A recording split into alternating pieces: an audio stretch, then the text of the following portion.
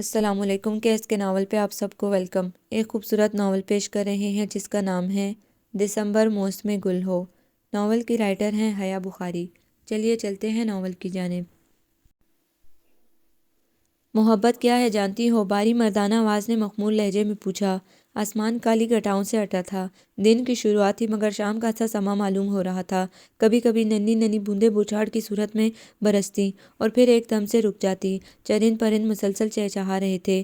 بڑے سے صحن کی دائیں دیوار سے ذرا دور لگے بیری کے مضبوط درخت پہ لگے جھولے پہ بیٹھی لمبے سنہرے بال کھولے امرہا نے ایک نظر مڑ کر خود کو جھولا جھلاتے سیف علی وزیر پر ڈالی تھی اور نفی میں سر ہلا دیا تھا۔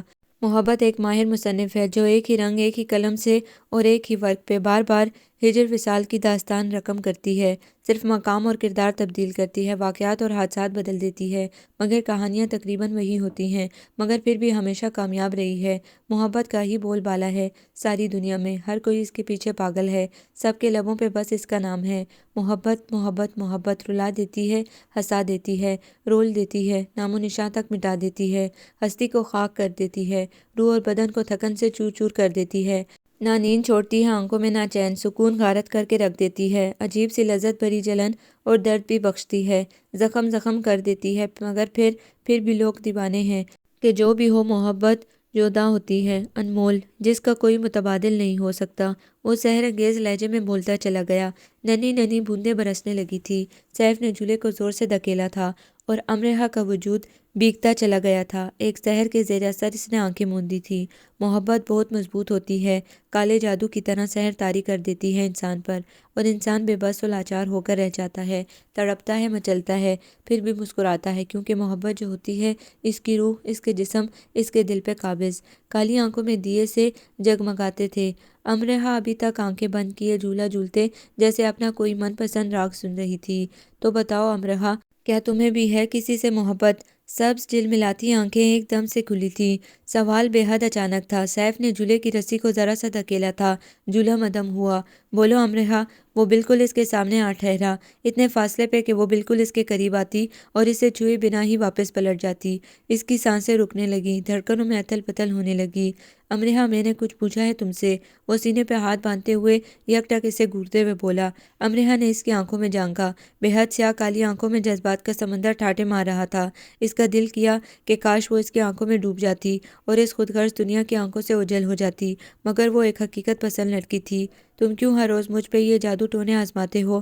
میں نے کہہ دیا تو کہ بابا زندہ تھے تو ٹھیک تھا، مگر اب میں صرف اپنی اماں کی بات مانوں گی۔ وہ پوری طرح خود کو سنبھال چکی تھی۔ ایک تو تمہارے بابا بھی نا، اب میری شادی تک زندہ رہ جاتے تو قیامت نہ جاتی۔ وہ تڑپا۔ شرم کرو، تمہارے مرحوم تایا ہیں۔ امرہا نے اسے شرم دلائی۔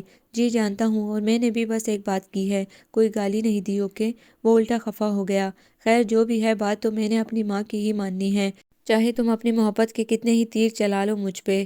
امرہا نے صاف جواب دیا۔ سیف نے ایک تیز نظر بے فکری سے ہلکے ہلکے جھولا لیتی امرہا پہ ڈالی تھی اور آگے بڑھ کر یوں اسی کو ہلکا سا جھٹکا دیا کہ امرہا دھڑام سے نیچے آ پڑی۔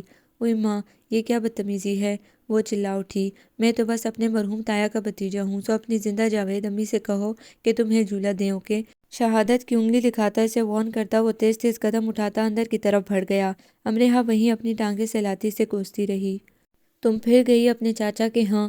وہ لاؤنج میں داخل ہی ہوئی تھی کہ سامنے صوفے پر بیٹھی سویرا خاتون اسے دیکھتے ہی تیز لہجے میں بولی تھی۔ وہ سر جھکائے چپ چاپ چل کر ان کے پاس آ کر بیٹھ گئی۔ میں تم سے کچھ پوچھ رہی ہوں امرہا۔ انہیں مزید غصہ آیا اسے خاموش دیکھ کر۔ تو کیا ہوا امی، چاچو کا گھر ہے میرا، بالآخر وہ بول پائی تھی۔ جی میں اچھی طرح جانتی ہوں، مگر تم شاید یہ بات بھول رہی ہو کہ میں نے تمہیں وہاں جانے سے منع کیا ہے، اور وہ بھی ایک بار نہیں کئی بار، وہ درست لہجے میں بولی۔ لیکن امی اس میں کیا برائی ہے؟ وہ احتجاجاً بولی۔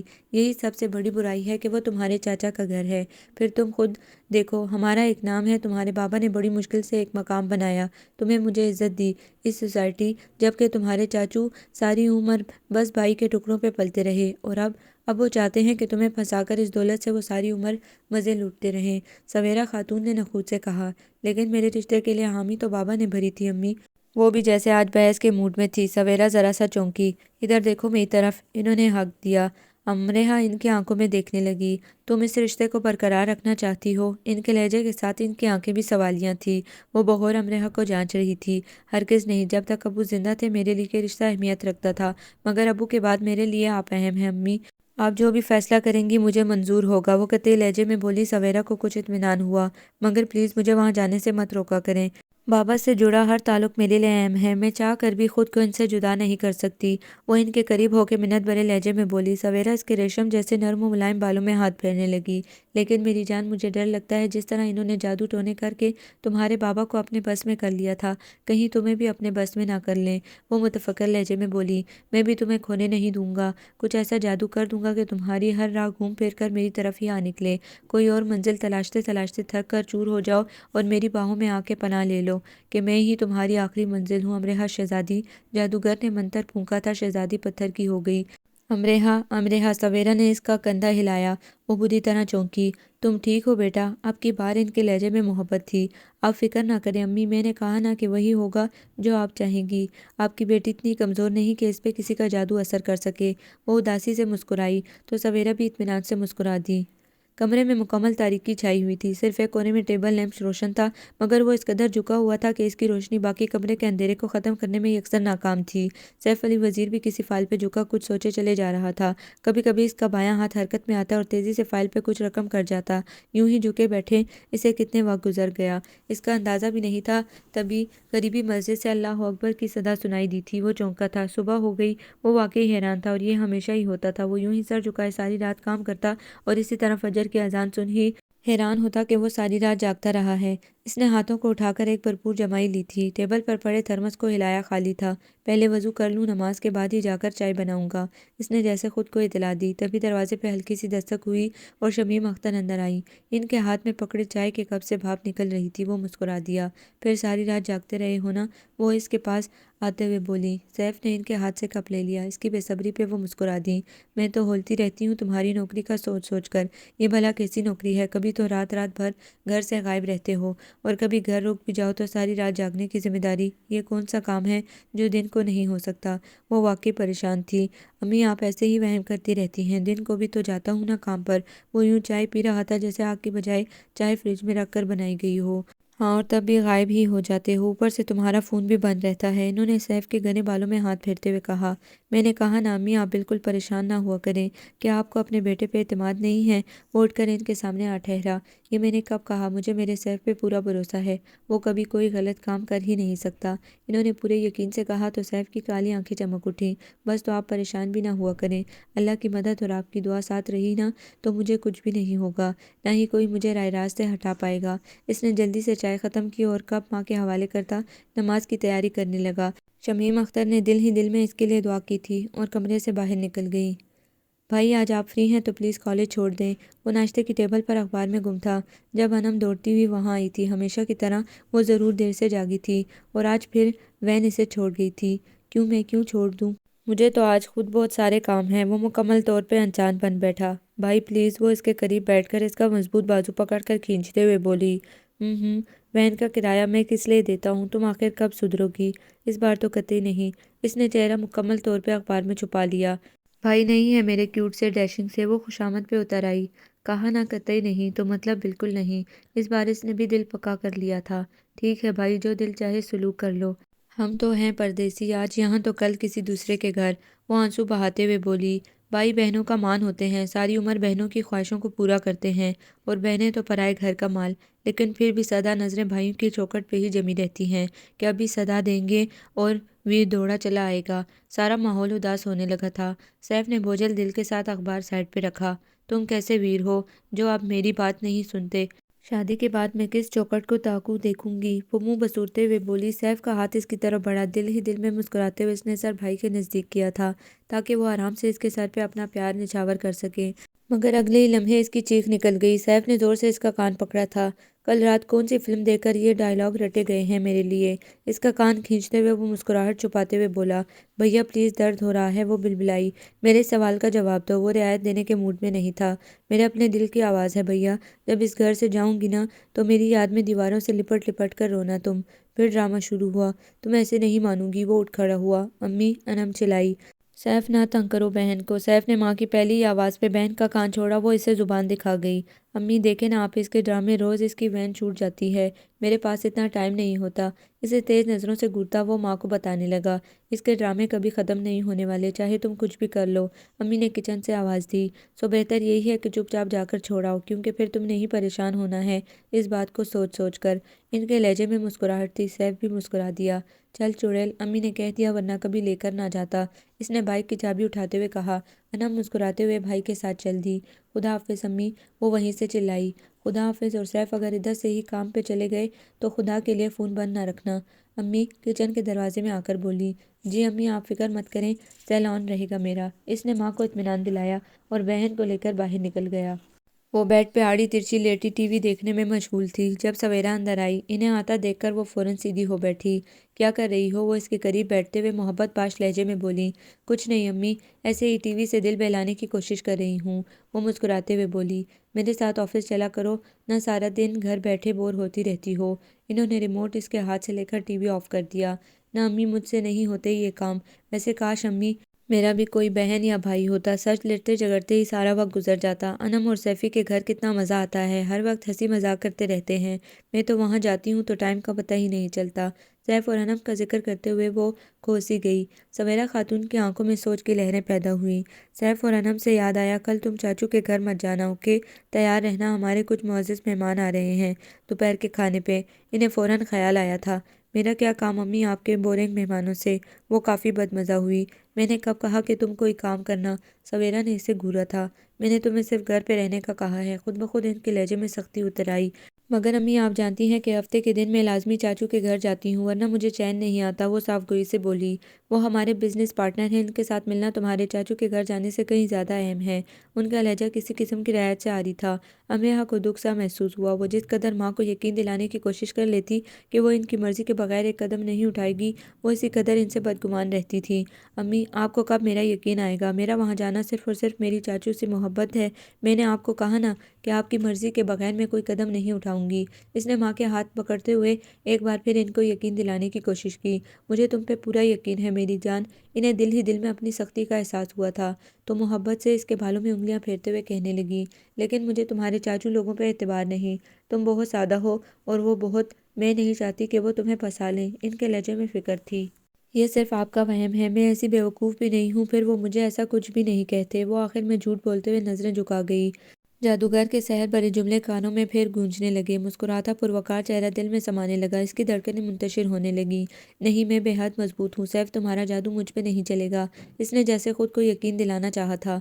अमरेहा मेरी जान, मैं फिर भी तुम्हें मना नहीं कर रही, मगर कल रुक जाओ प्लीज़। असल में वो लोग तुम्हें ही तो देखने आ रहे हैं। इकलौता बेटा है शाहज़ैन इनका। वो चाहते हैं किसी अच्छे घर की लड़की ही इनकी बहू बने। और सच पूछो तो मुझे भी ये रिश्ता बहुत अच्छा लगा। एक तो शाहजैन से मिलकर मुझे बहुत खुशी हुई, दूसरा मिसेस दाऊद ने हमारे साथ कई नई डील साइन की हैं। इस रिश्ते के बाद हमारी पार्टनरशिप और भी ज़्यादा मजबूत हो जाएगी। बात के आखिर में माँ की जगह एक बिजनेस वुमन ने ले ली थी। अमरेहा के दिल से टीस सी उठी। पता है, शीश महल जैसा घर है उनका, और फिर बेतहाशा दौलत ऐशो इशरत, सारी उम्र ऐश करोगी। इन्होंने मोहब्बत से इसके गाल छुए। अम्मी, अच्छी ज़िंदगी के लिए सिर्फ दौलत काफ़ी नहीं होती। वो बमुश्किल बोली। मैं जानती हूँ बेटा, लेकिन खुद सोचो, इनका सब कुछ इनके इकलौते लड़के का ही है, तो इनकी बहू से ज़्यादा भला कौन इनको अजीज़ होगा? वो इसे समझाने लगी, मगर दिल ने साफ इनकार किया था समझने से। ठीक है अम्मी, बोझल से इसने बात ख़त्म करना चाहिए थी। थैंक यू बेटा, और हाँ, अच्छे से तैयार रहना। हाँ। अमरेहा ने देखा इनका चेहरा खिल उठा था। इसे दिल ही दिल में अच्छा महसूस हुआ कि इसने माँ को खुशी दी थी। सवेरा से प्यार करके बाहर निकल गई। वो बिस्तर पे ढह गई, दिल पे बोझ सा आ गिरा। मुझे भूलने की जुर्रत और कोशिश कभी मत करना अमरेहा डियर, वरना सांसें बंद होने लगेंगी। साहिर का मंतर कानों में खुद ब खुद फिर खनकने बजने लगा। धड़कन बेतरह बेकरार हुई। तुम क्या हो सैफ वजीर? काश कि मैं तुम्हें समझ पाती। वो कभी कभी वाकई बेबस होने लगती थी। मुझ में कभी आहट की तरह से कोई आए, एक बंद गली की तरह सुनसान बहुत हूँ। उलझेंगे कई बार एक लफ्ज़ से मफ़हूम, सादा है बहुत, वो नामे आसमान बहुत हूँ। कोई जादू सा लहजा धीमे से इसके कानों में गुनगुनाया था। इसे लगा वाकई इसकी धड़कनें रुकने लगी थी। अमरेहा इब्रार वाकई बेबस होने लगी थी। इसने भीगा चेहरा तकिए में छुपा लिया था। मिसेस दाऊद बेहद पुरवकार नफीस सी खातून, खुद पे पड़ने वाली इनकी पहली ही नज़र में अमरेहा ने अपने लिए जो पसंदीदगी तैरती देखी थी, इसे 100% यकीन हो गया था कि अब इस سیف نامی شخص سے جس سے وہ بچپن سے منسوب چلی آئی تھی۔ دور ہونے کا وقت آ گیا تھا۔ اس نے کبھی پیمانے وفا نہ باندھے تھے، نہ ہی کبھی اقرار و اظہار کی منزلیں طے ہوئی تھیں، لیکن یہ سچ تھا کہ آنکھوں کے کانچ کے جیسے خوبصورت جلملاتے پردوں پر اگر کوئی عکس جلملایا تھا تو وہ سیف کا ہی تھا۔ پھر مشرقی لڑکیاں تو ہوتی ہی ایسی ہیں، سوندھی خوشبو دیتی گیلی مٹی کی طرح، جو بھی نقش بنا دو تب ہی مٹ پاتے ہیں جب مٹی سوکھنے کے بعد ریزہ ریزہ بکھیر دی جائے۔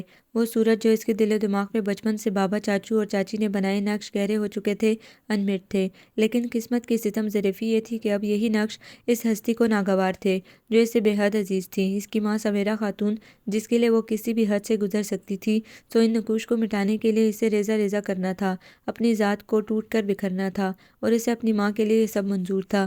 مسز داؤد اسے جس قدر اچھی لگی تھی، شاہزین سے مل کر اسے اتنی ہی کوفت محسوس ہوئی۔ اس کی تیز چمکدار آنکھیں مسلسل خود کے آر پار ہوتی محسوس ہوئیں اس کو۔ وہ شاید اندرونی طور پہ اس سب سے دستبردار ہونے کے لیے خود کو تیار نہ کر پائی تھی۔ امرحہ بیٹا، جاؤ شاہزین کو اپنا روم دکھاؤ۔ سویرا کے اس حکم پہ اس کا دل دھڑک اٹھا۔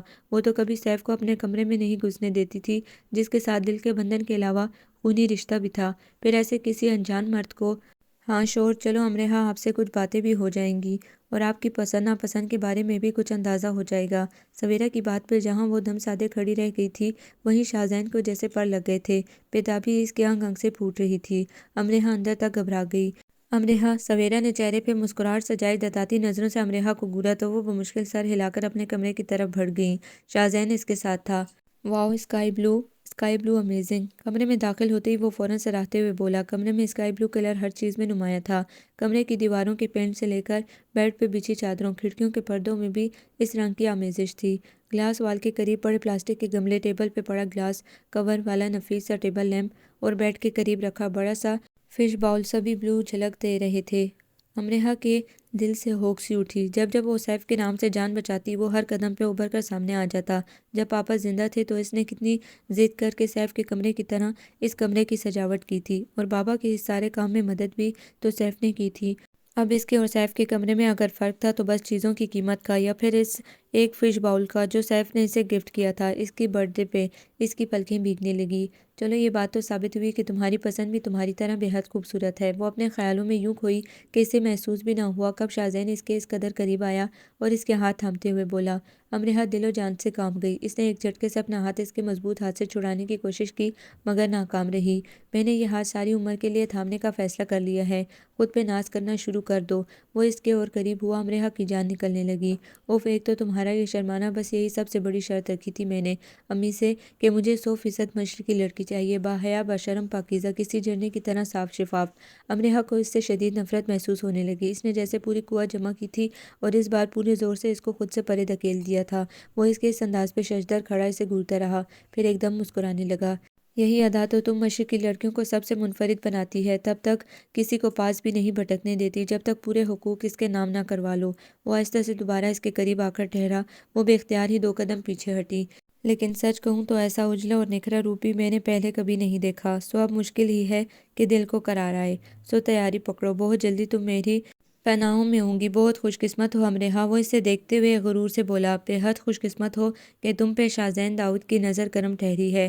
کتنا اکھڑا تھا وہ، کتنا مغرور، وہ دل ہی دل میں گھڑ کے رہ گئی۔ اور پھر واقعی اگلے ہی ہفتے وہ پورے اہتمام سے نہ صرف اسے منگنی کی انگوٹھی پہنا گئے تھے، بلکہ ٹھیک 3 ماہ بعد شادی میں بھی اصرار کر گئے تھے۔ سویرا جس قدر خوش تھی، امرحہ اسی قدر بجھ سی گئی تھی۔ ماں کی خواہش اسے اندر تک جلا کر راکھ کر گئی تھی۔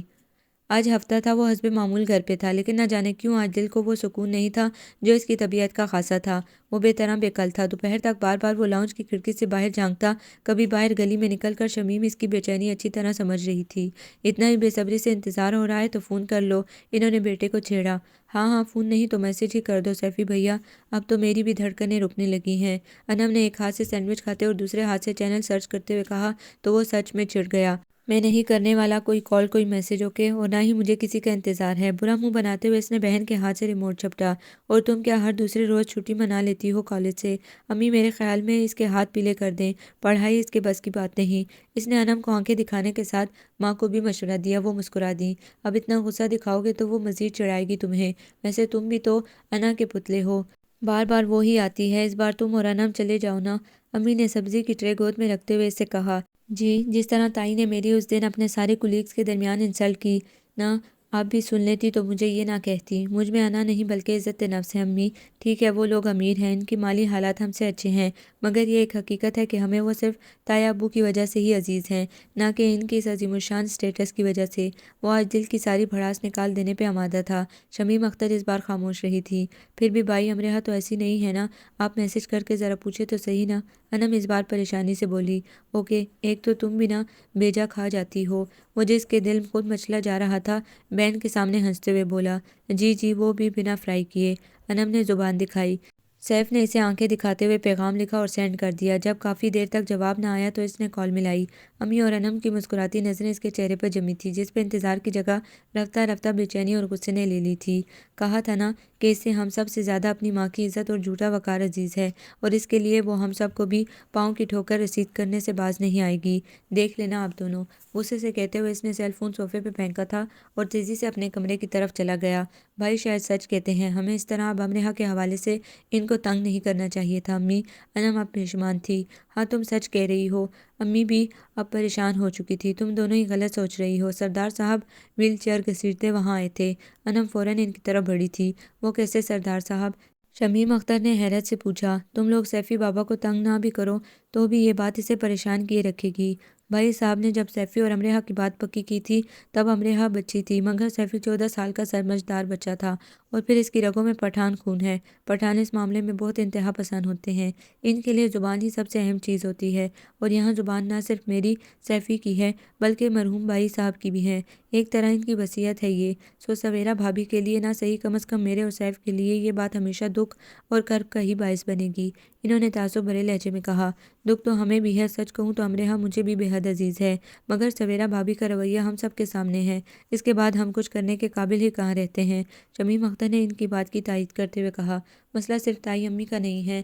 تبھی سیف علی وزیر باہر آیا تھا۔ مسئلہ سارا امرہ کا ہے امی، وہ اب عاقل بالغ ہے، اپنا فیصلہ خود کر سکتی ہے، مگر اس کے لیے اب مرحوم باپ کا فیصلہ کوئی معنی نہیں رکھتا، اور اس نے صاف کہا ہے کہ اگر اس کی ماں نے یہ رشتہ توڑا تو وہ ماں کی بات رد نہیں کرے گی، اور تائی جان کے رویے سے تو سب کو یہ اچھی طرح پتہ چل ہی چکا ہے کہ وہ یہ رشتہ ختم نہیں کریں گی، بلکہ کر چکی ہیں کب کا ختم۔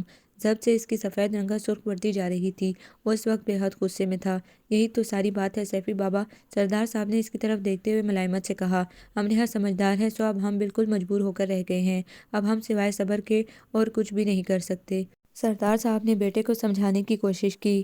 کر تو خیر بہت کچھ سکتے ہیں بابا، بس اللہ ساتھ دے دے اور آپ دعا کریں۔ سیف کی آنکھوں اور چہرے پہ مسکراہٹ ابھری تھی، امید بھری مسکراہٹ۔ سردار صاحب خوش ہو گئے۔ یہ ہوئی نا شیروں والی بات۔ انہوں نے زور سے قریب بیٹھے بیٹے کی پیٹھ تھپ تھپائی تھی۔ سیف کھل کے مسکرا دیا تھا۔ صرف ایک ہفتہ وہ چاچو کے گھر نہ جا پائی تھی، مگر یوں لگ رہا تھا جیسے کئی صدیاں بیت گئی تھی۔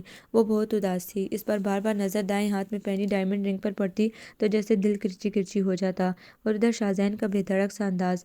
وہ ہر دوسرے تیسرے روز اسے گھمانے کے لیے لے جانے آ جاتا، اور وہ بہت مشکلوں سے اس کو ٹالتی، اور اس بات پہ کئی بار وہ ماما سے بھی ڈانٹ کھا چکی تھی، مگر اس نے اس بار ان کو کلیئر کر دیا تھا کہ اس نے شادی کے لیے تو ہاں کر دی ہے، مگر شادی سے پہلے اسے مزید کسی چیز کے لیے دباؤ نہ ڈالا جائے، اور سویرا نے اس کی بات مانتے ہوئے طریقے سے شاہزین کو بھی سمجھا دیا تھا۔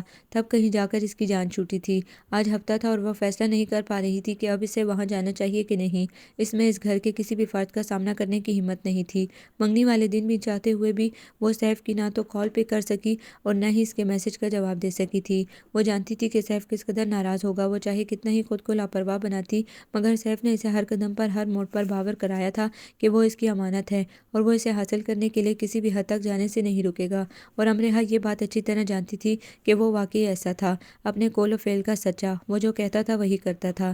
یہ بات بھی اسے اندر تک ہلائی دے رہی تھی کہ ضرور کچھ نہ کچھ تو سیف بھی سوچے گا جب اسے اس کی منگنی اور اس قدر جلد شادی کی خبر ملے گی، اور اسی لیے اس نے ماں کو بھی منع کیا تھا کہ کسی طرح بھی اس بات کی بھنک بھی ان لوگوں کو نہیں ہونی چاہیے۔ وہ اس بات سے انجان تھی کہ ہمیشہ اپنی مہارت کا ڈھول پیٹنے والی سویرا خاتون اس مرتبہ بھی ڈھیر سارے لوازمات کے ساتھ دیور بھابھی کے گھر منگنی کی خبر پہنچا چکی ہیں۔ امرہ بے خبر تھی کہ سیف کی خاموشی بلا وجہ یا نہیں بلکہ کسی بہت بڑے طوفان کی پیش خیمہ تھی۔ بالآخر اس نے خود کو وہاں جانے کے لیے تیار کیا تھا، اور وہاں سب سے پہلے سیف کا سامنا نہ ہونے پہ اس نے دل ہی دل میں خدا کا شکر بھی ادا کیا تھا۔ میری بیٹی آئی ہے۔ سردار چاچا صحن میں ہی چارپائی پہ بیٹھے حقہ پی رہے تھے۔ اسے دیکھ کر ان کا چہرہ کھل اٹھا۔ وہ بھی تیزی سے جا کر ان سے لپٹ کر بیٹھ گئی۔ یہ اب آپ کی بیٹی نہیں رہی بابا، پرائی ہو گئی ہے، انم اداسی سے کہتی اس کے قریب آئی۔ امرہ کے دل نے ایک بیٹ مس کی۔ تو کیا امی ان سب کو بتا چکی ہیں؟ اس کا دل لرزنے لگا۔ انم بری بات ہے بیٹا، بہن کو تنگ نہیں کرتے۔ شمیم اختر بھی وہیں چلی آئی۔ کیسی ہو امرحہ بیٹا؟ امی کیسی ہیں؟ شمیم اختر نے محبت سے اسے دیکھتے ہوئے کہا۔ ٹھیک ہے چاچی، وہ مختصر جواب ہی دے سکی۔ چاچا آپ کی طبیعت کیسی ہے اب؟ اس نے چاچا کے کندھے دباتے ہوئے پوچھا۔ وہ شفقت سے اس کے بالوں پہ ہاتھ پھیرنے لگے۔ تم آ جاتی ہو نا تو بس اچھا ہو جاتا ہوں۔ آج تو بابا نے چند قدم واک بھی کی، انم نے خوش ہوتے ہوئے بتایا۔ تبھی اس کی نظر برآمدے میں ایک سائڈ پہ کھڑی گاڑی پہ پڑی تھی۔ اس کی آنکھوں میں حیرت امڑ آئی تھی۔ یہ گاڑی بے ساختہ اس کے لبوں سے پھسلا تھا۔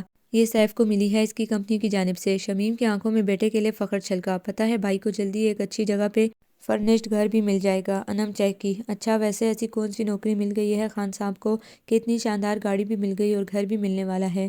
وہ مسکراتے ہوئے بولی۔ نظریں سامنے ہی کھڑی بلیک کرولا پہ جمی تھی۔ تم نے کب سے اپنی امی کی زبان بولنا شروع کر دی؟ بھاری مردانہ لہجے میں وہ بری طرح چونکی تھی۔ نہ جانے کب وہ اس کے پیچھے آ کے کھڑا ہوا۔ نہیں وہ میں تو وہ ہکلا کے رہ گئی۔ مذاق کر رہا ہے امرحہ بیٹا، تم بھی نہ کہ اس کی باتوں میں الجھ جاتی ہو۔ شمیم چاچی نے سیف کو آنکھیں دکھائیں۔ وہ آ کر بالکل امرحہ کے سامنے دوسری چارپائی پہ ماں کے ساتھ آ بیٹھا۔ گہری سیاہ آنکھیں البتہ امرحہ کے سبھی چہرے پہ جمی رہیں۔ سفید دودھیا رنگت گلابی رنگ کے سوٹ کے سادہ سوٹ میں کچھ اور نکر سی گئی تھی۔ لمبے بال جو بے حد سیاہ تھے، پونی میں قید کر کے حسب عادت اس نے ایک طرف آگے کو کندھے پہ ڈال رکھے تھے۔ نہ جانے کیوں آج اس کی سب جھلملاتی آنکھیں اس کی طرف نہیں دیکھ پا رہی تھیں، جبکہ وہ چاہتا تھا کہ وہ اس کی آنکھوں میں جھانکے اور ایک مرتبہ پھر وہ کوئی طلسم پھونکے، شاید کہ اس بار اس کا جادو اثر کر جائے۔ تبھی اس کی نظر بے خیالی میں اپنے سفید دودھیا ہاتھوں میں پڑی ڈائمنڈ رنگ پر پڑی اور نظریں یہیں جم سی گئی۔ بہت خوبصورت دن ہے آج امی، وہ بیتوکی بات کر گیا تھا، یا کم از کم امرحہ کو تو ایسا ہی لگا تھا۔ سردار صاحب اندر جا چکے تھے۔ شمیم اختر نے بیٹے کی بات پہ صرف سر ہلایا تھا اور انم کو امرحہ کے لیے کچھ بنانے کا کہہ کر خود بھی اندر چلی گئیں۔ میں بھی ابھی آتی ہوں امرحہ، انم اسے کہہ کر تیزی سے اندر بھاگ گئی۔ وہ اسے آوازیں دیتی رہ گئی۔ بے حد خوبصورت رنگ ہے نا؟ اس نے ہاتھ سے امرحہ کے ہاتھ کی طرف اشارہ کرتے ہوئے کہا۔ امرحہ کا سانس رکنے لگا۔ لیکن میرے نام کی نہیں، تمہیں کچھ تو تکلیف ہوئی ہوگی امرحہ؟ وہ شاید تسلی چاہتا تھا جو وہ اسے دینا نہیں چاہتی تھی۔ تکلیف کیسی؟ اس موقع پر تو ہر لڑکی کو خوشی ہوتی ہے۔ وہ زبردستی مسکرائی۔ اوہ اگر اس موقع پہ تو ہر لڑکی کو بے حد کرب اور اذیت برداشت بھی کرنی پڑتی ہے۔ اس کی نظریں امرحہ کی سبز آنکھوں میں جھانکنے لگی۔ کس موقع پہ؟ وہ بھی حیرت بھری نگاہوں سے اسے دیکھنے لگی۔ سیف نے ٹھنڈی آہ بھرتے ہوئے دونوں ہاتھ سر کے پیچھے باندھے اور ذرا سا پیچھے کو ٹیک لگا لی۔ جب اس کی پہلی منگنی ٹوٹتی ہے، وہ کافی دیر بعد بولا تھا، بالکل اس کی آنکھوں میں آنکھیں ڈال کر، اور امرحہ کو لگا کہ جیسے اس کا دل کسی نے مٹھی میں لے کر زور سے مسل دیا تھا۔ اس کی پلکیں نم ہونے لگی۔ بولو امرحہ۔ امرحہ پھر نظریں جھکانے لگی تھی اور وہ ایسا ہرگز نہیں چاہتا تھا۔ وہ چاہتا تھا کہ امرحہ اس کے آنکھوں میں دیکھے، اس کے اندر کو جانچ لے، اس کی آنکھوں کو پڑھ لے، مگر امرحہ پلکیں جھکا گئی تھی۔ تبھی انم وہاں آئی تھی۔ اس کے ہاتھ میں ٹرے تھی، امرحہ کی من پسند کھانے کی چیزوں سے سجی۔ اس نے امرحہ کے قریب ہی چارپائی پہ رکھ دی۔ میں چائے بھی لے کر آتی ہوں۔ خاموشی محسوس کر کے وہ اسی طرح واپس پلٹ گئی تھی۔ سیف امرحہ کی طرف دیکھتا رہا، جواب کا منتظر رہا، مگر امرحہ خاموش رہی، بالکل کسی پرسکون ندی کی طرح کہ کسی وادی کی ساری دلکشی اس خاموش ندی کی اداسی میں سمٹ جاتی ہے، ویسے ہی ان دونوں کے رشتے کی ساری خوبصورتی اس وقت اس خاموشی میں سمٹ آئی تھی۔ اور پھر ایک تھکا دینے والی خاموشی کے بعد جیسے کسی پرسکون جھیل میں پتھر گرا تھا۔ سیف علی وزیر نے ایک لمبی سانس کھینچی تھی۔ زمین پر ہے مگر آسمان جیسی ہے، وہ نرم نرم سی لڑکی چٹان جیسی ہے۔ میرے حروف بھی جھوٹے ہیں، میرے جذبے بھی، میری کہانی بھی سارے جہان جیسی ہے۔ یہ شام مل کے بچھڑنے کا استعارہ ہے، یہ رات ہجر کے کالے نشان جیسی ہے۔ ہوائیں روز بجاتی ہیں خواہشوں کے دیے، یہ زندگی بھی اندھیرے مکان جیسی ہے۔ میں اپنے ساتھ ہوں یا کوئی دوسرا ہے، یقین کی یہ گھڑی بھی گمان جیسی ہے۔ مدھم لہجے میں کہتا وہ اس کی روح کو منو بوجھ طرح دبا چھوڑتا وہاں سے اٹھ گیا تھا، اسی خاموشی کے ساتھ جس خاموشی سے اس کے دل کی خوشیاں اٹھی تھیں۔ زندگی میں شاید پہلی بار وہ چاچا کے گھر سے لوٹتے وقت بے حد خوش تھی، نہ بے حد پرسکون۔ وہ بے طرح اداس تھی، بے چین تھی، اور اس کے ہاتھ بالکل خالی رہ گئے تھے۔ جادوگر کا جادو چل چکا تھا، اس نے دل سے مان لیا تھا، مگر اب اس کا کوئی فائدہ نہیں رہا تھا۔ جوں جوں اس کی شادی کے دن قریب آ رہے تھے، ویسے ویسے وہ بجھتی چلی جا رہی تھی۔ سیف آفس کے کام کے سلسلے میں شہر سے باہر تھا، 2 ماہ کے لیے۔ وہ اس کے نہ ہونے سے جس قدر پریشان تھی، اس قدر مطمئن بھی تھی کہ کم از کم اس کی خیر موجودگی میں وہ اس عرصے کے دوران آرام سے چاچا کے گھر جا سکتی تھی۔ نہ جانے کیوں اب اسے سیف کا سامنا کرنا سے ڈر لگتا تھا، یوں جیسے وہ ہار جائے گی اور سیف اس سے اپنی محبت منوا لے گا۔ آج پھر وہ انم سے ملنے کے بہانے وہاں چلی آئی تھی، حالانکہ سچ ہی تھا کہ اس گھر کے فرد تو کیا، اس گھر کا کونا کونا اسے عزیز تھا، اور یہ بھی وہ جانتی تھی کہ شادی کے بعد شاید ہی وہ اس گھر سے رشتہ جوڑ پاتی۔ کیونکہ سیف کی بہت کچھ جتلاتی آنکھیں، اس کے مرحوم باپ کے خواب اور خواہش، اور پھر مجبور چاچا کی بجھتی آنکھوں کی لو، یہ سب اسے اندر تک تڑپا دیتی تھیں۔ تو اس نے یہی فیصلہ کیا تھا کہ شادی کے بعد ان کے ہاں آنا وہ بالکل ترک کر دے گی۔ امرہا، تم نے کچھ بتایا ہی نہیں اپنے ہونے والے سسرال کے بارے میں، کیسے ہیں وہ لوگ؟ انم نے مزے سے جوس کا گلاس ختم کر کے اس سے پوچھا، جو ابھی تک اپنا گلاس ویسے ہی پکڑے خیالوں میں گم تھی۔ بہت امیر ہیں، پتہ ہے انم، امی کہتی ہیں کہ ان کا اتنا بڑا گھر ہے کہ اگر میں پورا دن بھی چلتی رہوں تو ان کے خوبصورت لان کی حد ختم نہ ہو، اور اس لان میں دنیا کے خوبصورت ترین پودے لگائے گئے ہیں، 3 گاڑیاں ہیں ان کے پاس، اور وہ کسی روبوٹ کی طرح بولتی گئی۔ انم کو اس کے انداز پہ حیرانی ہوئی۔ تم ٹھیک ہو امرہا؟ وہ پریشان ہوئی۔ امرہا اداسی سے مسکرا دی۔ تمہیں کیا لگتا ہے انم؟ وہ اس کی آنکھوں میں جھانکتے ہوئے بولی۔ مجھے لگتا ہے تم خوش نہیں ہو امرہا، وہ صاف گوئی سے بولی تھی۔ تم نے چاچی کی باتوں میں آ کر اپنی خوشیاں قربان کر دی ہیں۔ مجھے ایسے لگتا ہے امرہا جیسے بچپن سے سیفی بھیا کے نام سے منسوب رہ کر اب تم کبھی بھی شاید کسی کو دل سے نہ اپنا سکو۔ انم نے دل کی بات کہہ دی تھی، مگر میں تب بھی خوش نہ رہتی انم، جب میری اتنی بڑی خوشی میں میری ماں خوش نہ ہوتی۔ وہ اداس تھی، نظریں دور آسمان پہ اڑتے پرندوں پر جمی تھی۔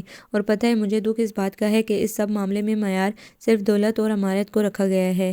امی کو آج بھی لگتا ہے کہ سیف مجھ سے شادی صرف زندگی کی آسائش پانے کے لیے کرنا چاہتا ہے۔ امی کے لیے خونی رشتوں، زبان کی کوئی اہمیت نہیں، مگر حد تو یہ ہے کہ وہ سب کو اس نظر سے دیکھنے لگی ہیں۔ وہ تعصب سے بولے گئی۔ انم اس کا درد سمجھ سکتی تھی، تبھی خاموشی سے سر ہلا گئی۔ تم بھی کسی حد تک ٹھیک کہتی ہے امرہا، مگر تمہاری نیت صاف ہے۔ تم نے اپنی ماں کی مرضی کے آگے سر تسلیم خم کیا ہے، دیکھنا خدا بھی تمہاری مدد کرے گا۔ اس نے امرہا کے ہاتھ کو اپنے ہاتھ میں لیتے ہوئے اسے تسلی دی۔ خیر چھوڑو، ہم بھی کیا بات لے کر بیٹھ گئے۔ ایک بات پوچھوں، سچ بتاؤں گی؟ اچانک ہی اسے کچھ یاد آیا تھا تو اس نے انم سے کہا۔ ہاں ہاں پوچھو۔ وہ فوراً سر ہلا گئی۔ سیف کو کہاں جاب ملی ہے؟ ابھی اسے جمعہ 8 دن بھی نہیں ہوئے، کہاں اتنی شاندار گاڑی اور بہترین سیلری؟ اس کے لہجے میں تشویش تھی۔ اس بات کو لے کر امی بھی پریشان ہے، مگر تم جانتی ہو کہ امی اور بابا بھیا پہ کتنا ٹرسٹ کرتے ہیں، سو کوئی بھی ان سے یہ سوال نہیں کرتا، انم نے سادہ لہجے میں جواب دیا۔ پھر بھی آج کل حالات کتنے خراب ہیں، نوجوانوں کو پیسوں کا لالچ دے کر ساری عمر کے لیے اپنے ہاتھوں کا کھلونا بنا لیتے ہیں دشمن عناصر، اور پھر ساری عمر ان سے کھلونا بنا کے کھیلتے رہتے ہیں۔ وہ خوفزدہ تھی۔ اللہ نہ کرے امرہا، انم کا بھی دل دھڑکا۔ اللہ نہ کرے، مگر یہ سچ ہے۔ پھر تم خود سوچو، حالات بھی اس نہج پر جا رہے ہیں۔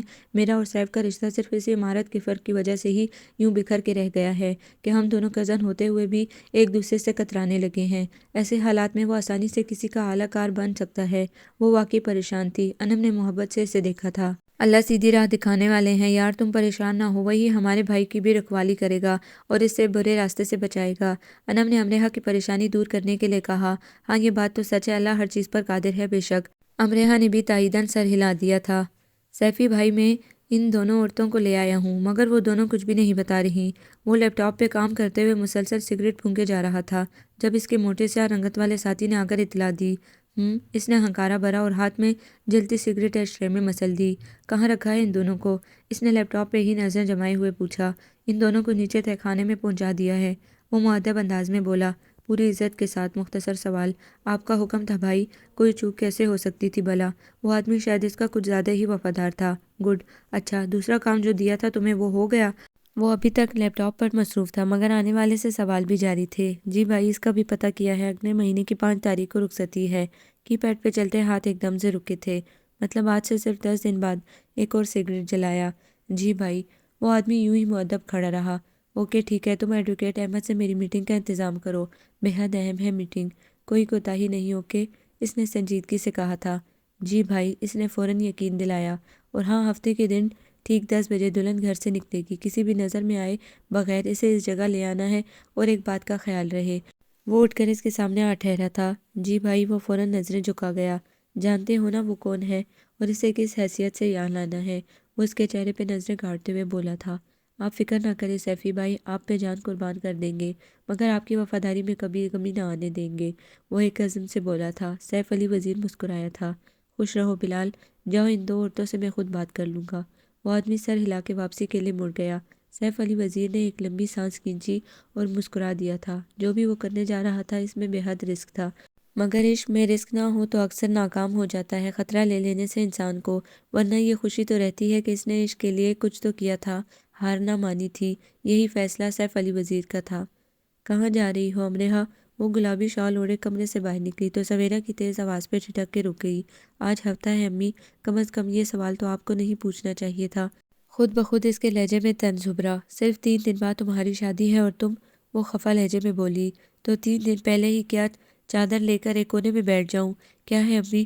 اب جب کہ آپ کی ہر بات مان لی میں نے۔ سیف بھی خاموش ہو گیا۔ پھر بھی آپ کو پرابلم ہے میرے وہاں جانے سے؟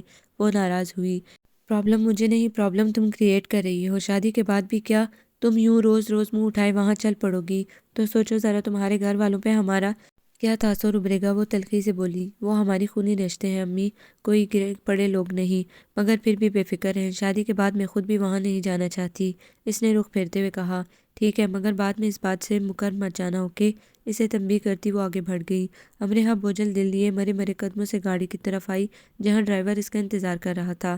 آپ جائیں کاکا، آج میں خود چلی جاؤں گی، اس نے گاڑی کے فرنٹ ڈور سے ٹیک لگائے ڈرائیور سے کہا۔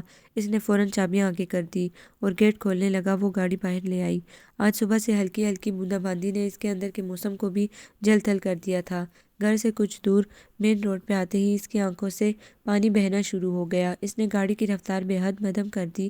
سامنے کے منظر دھندلانے لگے تھے، لیکن پھر بھی اس نے ڈرائیونگ جاری رکھی تھی۔ صرف ایک ماں کی خواہش، جو میں جانتی ہوں کہ سراسر زیادتی پہ مشتمل ہے، کی تکمیل کے لیے میں کتنے لوگوں کا دل توڑ رہی ہوں۔ اس نے اپنے آپ کو ڈانٹا تھا۔ وہ اس بھیگے موسم میں اس قدر اکیلی ہو گئی تھی کہ اسے اپنے اندر کی آواز سنائی دینے لگی تھی۔ لیکن میں ماں کی نافرمانی بھی نہیں کر سکتی، صرف ان کا دل دکھا کر میں ساری عمر خوش نہیں رہ پاؤں گی، اس نے خود کو جواب دیا تھا۔ تبھی ایک تیز رفتار گاڑی نے اسے کراس کیا تھا۔ اس کے ہاتھ ذرا سے کپ کپائے تھے اور گاڑی اس کے کنٹرول سے باہر ہو گئی۔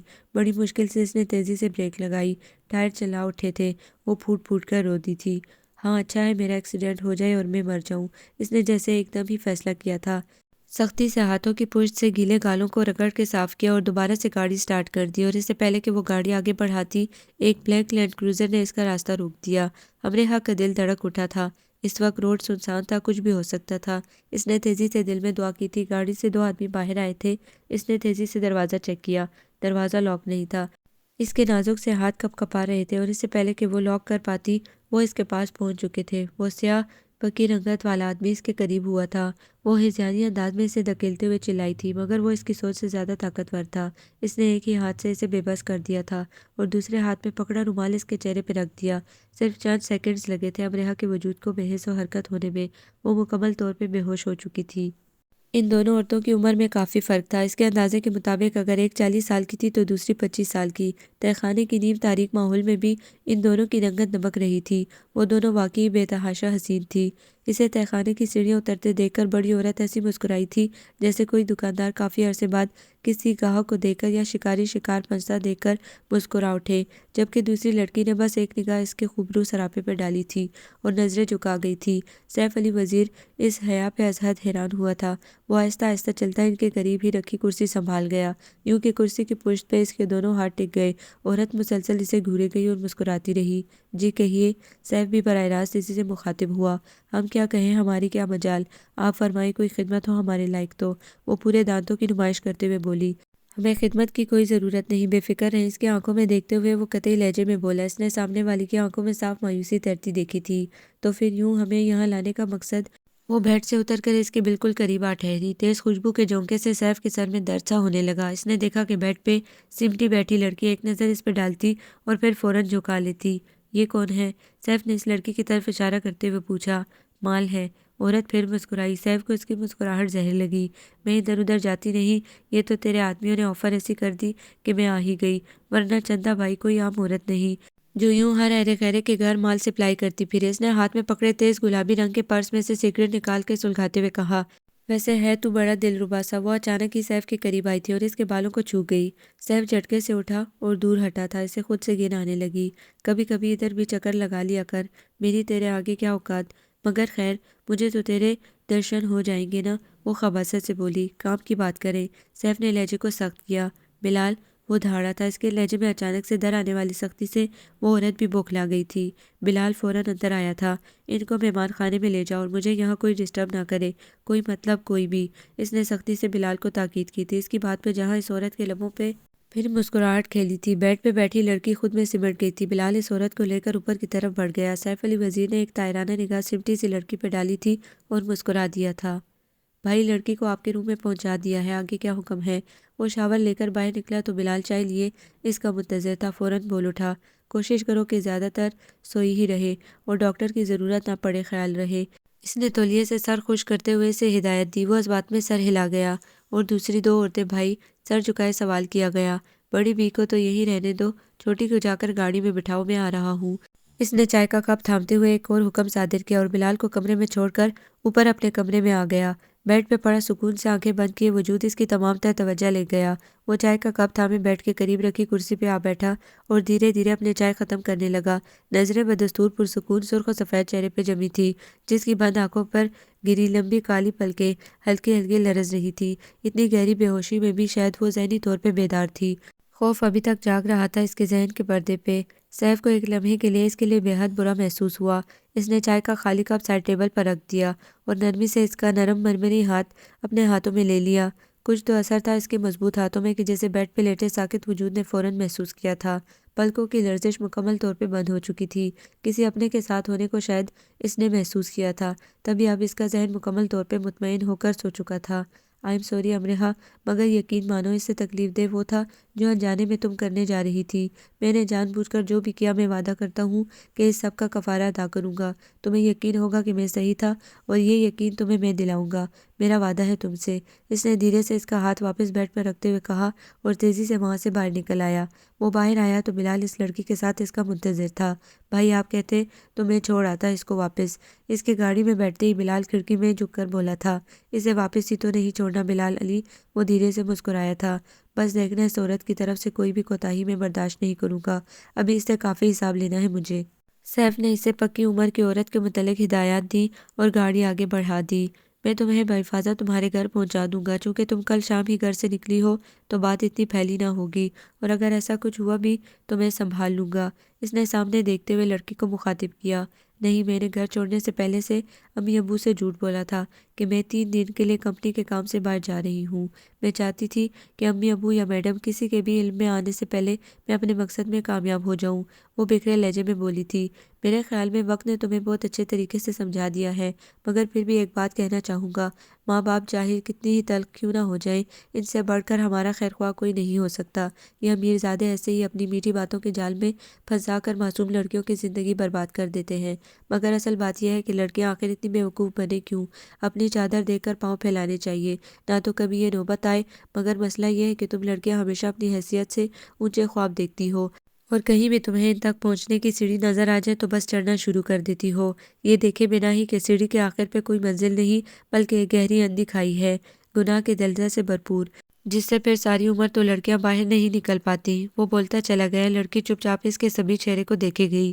تمہارے کام پتہ نہیں کون سی نیکی آ گئی کہ تم بلال کے ہاتھ لگ گئی، ورنہ ہمارا مقصد تجربہ کار عورتوں کو یہاں لانا تھا جس سے ہمیں کچھ اہم معلومات حاصل ہو سکیں، مگر خیر جو معلومات تم نے دی وہ میرے لیے زیادہ اہم ہے، اور یقین مانو تو تمہارا ملنا میرے لیے بھی ایک معجزہ ہی ہے۔ تم سوچ بھی نہیں سکتی کہ تم نے میری کتنی بڑی پرابلم حل کی ہے۔ وہ گاڑی ایک نسبتاً تنگ گلی میں موڑنے لگا۔ اب گھر والوں سے یہی کہنا کہ تم جلدی واپس آ گئی ہو ٹور سے۔ زندگی میں ہر بات کا اعتراف کر لینا ضروری نہیں ہوتا، بس آئندہ محتاط رہنا، اور ہاں اگر پھر ان کی طرف سے کوئی بھی مسئلہ ہو تو میرے دیے گئے نمبر پہ فون کر لینا۔ اوکے جاؤ، اللہ تمہارا مددگار ہو۔ گاڑی رک چکی تھی۔ لڑکی نے اچھی طرح خود کو دوپٹے میں لپیٹا تھا اور اس کا شکریہ ادا کر کے باہر نکل گئی۔ سیف علی وزیر نے گنگناتے ہوئے گاڑی واپس موڑی تھی۔ شام کے سائے گہرے ہونے لگے۔ اب سویرا خاتون کو تشویش ہونے لگی تھی۔ امرہا نے ایسا کبھی نہیں کیا تھا، سپہر تک تو لازمی وہ گھر لوٹ آتی تھی، نہ جانے کیوں بار بار ان کا دل کچھ ہونے کا اندیہ دے رہا تھا۔ بیگم صاحبہ آپ کہیں تو میں گاڑی لے کر امرہا بی بی کو لینے چلا جاؤں؟ ڈرائیور کاکا نے ان کی پریشانی کے خیال سے کہا۔ ہو سکتا ہے ان کی گاڑی خراب ہو گئی ہو، وہ اندازہ لگاتے ہوئے بولا۔ یہ بات نہیں ہے خان کاکا، گاڑی خراب ہوتی تبھی وہ مجھے کال کر کے بتا سکتی تھی، مگر ادھر تو اس کا سیل ہی آف ہو جا رہا ہے، وہ پریشان ہوتے ہوئے بولی۔ ہو سکتا ہے ان کے سیل کی بیٹری ڈاؤن ہو گئی ہو، وہ خود بھی پریشان تھا۔ غلطی میری ہے، میں نے گڑیا کو اکیلے نہیں جانے دینا تھا، مگر وہ اکثر ایسا کرتی ہے، تبھی میں نے، وہ شرمندہ لہجے میں بولا۔ نہیں خان کاکا، یہ تو معمول کی بات ہے، کچھ دیر دیکھیں پھر آپ جا کر پتہ کرائیں، میں اتنے تک کچھ کام نپٹا لوں۔ انہوں نے دل ہی دل میں خود کو تسلی دیتے ہوئے اپنے سامنے پڑا لیپ ٹاپ کھول لیا۔ خان کاکا سر ہلا کر باہر نکل گئے، تبھی اچانک ان کے سیل پہ رنگ ٹون بجی۔ امرہا کا نمبر تھا، انہوں نے فوراً کال پک کی تھی۔ امی آج رات میں یہی چاچو کے پاس رکوں گی، کل شام تک واپس آ جاؤں گی، اس نے چھوٹتے ہی کہا تھا۔ سویرا خاتون لب بھیج گئی۔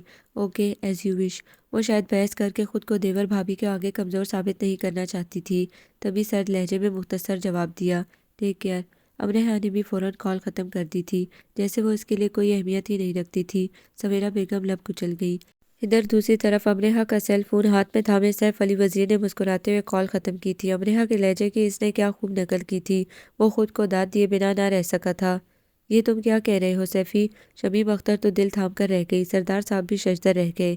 میں نے بہت سوچ سمجھ کر فیصلہ کیا ہے امی، اور یقین کریں کہ میرے دل میں کوئی کھوٹ نہیں، تبھی میں آپ کو اور ابو کو یہ بات بتا رہا ہوں۔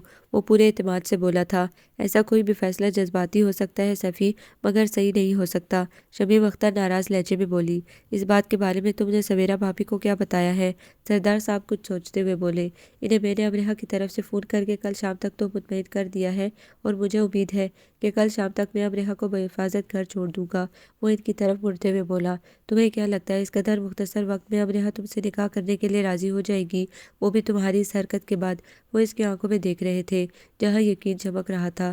میں امرہ سے واقف ہوں ابو، اور پھر یقین کریں کہ جب میری اس حرکت کی اصل اور ٹھوس وجہ سب کے سامنے آئے گی نا، تو آپ سب تو کیا، خود دائی امی بھی میرے صدقے واری جائیں گی۔ وہ کہہ کر مسکرایا تھا۔ شمیم اختر چونکی تھی۔ کیا مطلب؟ کیا اس حرکت کے پیچھے تمہاری امرہ سے بے پناہ محبت اور لگاؤ کے علاوہ بھی کوئی ٹھوس وجہ ہے؟ انہوں نے بغور اس کی آنکھوں میں دیکھتے ہوئے سوال کیا۔ آپ کو کیا لگتا ہے امی، صرف اپنی محبت کے لیے آپ کا سیف علی وزیر اپنی ہی کزن کو اغوا کر کے اسے زبردستی نکاح پڑھوائے گا؟ اس کی خوبصورت کالی آنکھوں میں ہمیشہ سے دل موہ لینے والی چمک ذرا بجھی تھی۔ اسے افسوس ہوا تھا کہ شاید اس کی ماں اس سے نہیں سمجھ پا رہی تھی۔ میں گرا ہوا شخص نہیں ہوں امی، بلکہ یہ سارا اقدام مجھے اس قدر اچانک ہی کچھ حقائق معلوم ہونے کی بعد اٹھانا پڑا، ورنہ میں امرہ کی خوشی میں خوش تھا، مطمئن تھا۔ جو بھی ہوا امرہ کی مرضی، کل بھی میرے لیے اہم تھی، آج بھی اہم ہے، مگر صرف چند ناگزیر وجوہات کی بنا پر یہ فیصلہ لینا پڑا، ورنہ خدا گواہ ہے کہ اس فیصلے میں میری ذاتی کوئی خواہش یا کوئی غرض نہیں ہے۔ اس کا لہجہ اٹل تھا، ہمیشہ کی طرح سچا۔ وہ دونوں جانتے تھے کہ ان کا بیٹا قول و فعل کا کھرا ہے، تبھی وہ دونوں خاموشی سے اسے دیکھتے گئے تھے۔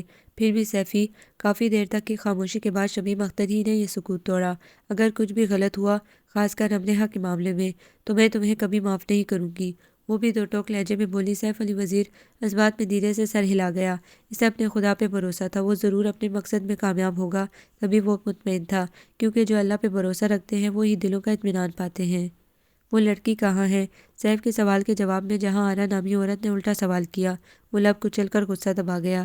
میں نے تم سے جو سوال کیا اس کا جواب دو، وہ ضبط سے بولا تھا۔ نہ دوں جواب تو کیا کرو گے صاحب؟ وہ خباثت سے مسکرائی۔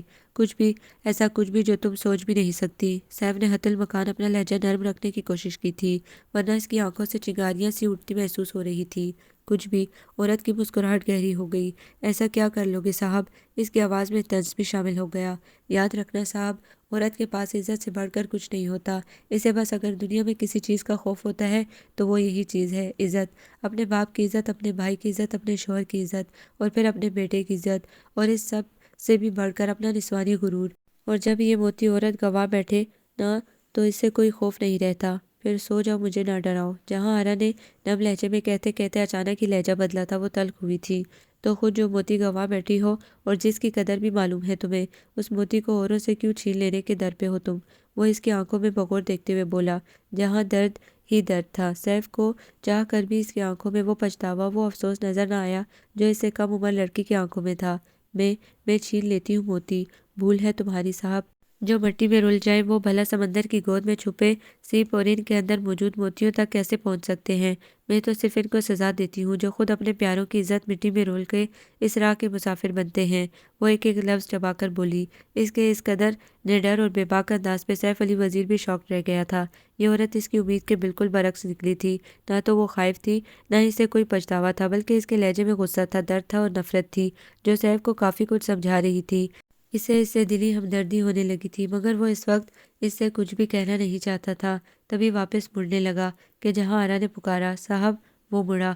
وہ لڑکی کہاں ہے؟ اسے بھی میرے ساتھ رکھو، وہ سادہ سے عام سے لہجے میں بولی تھی، جیسے ان دونوں کے درمیان کافی پرانی جان پہچان تھی۔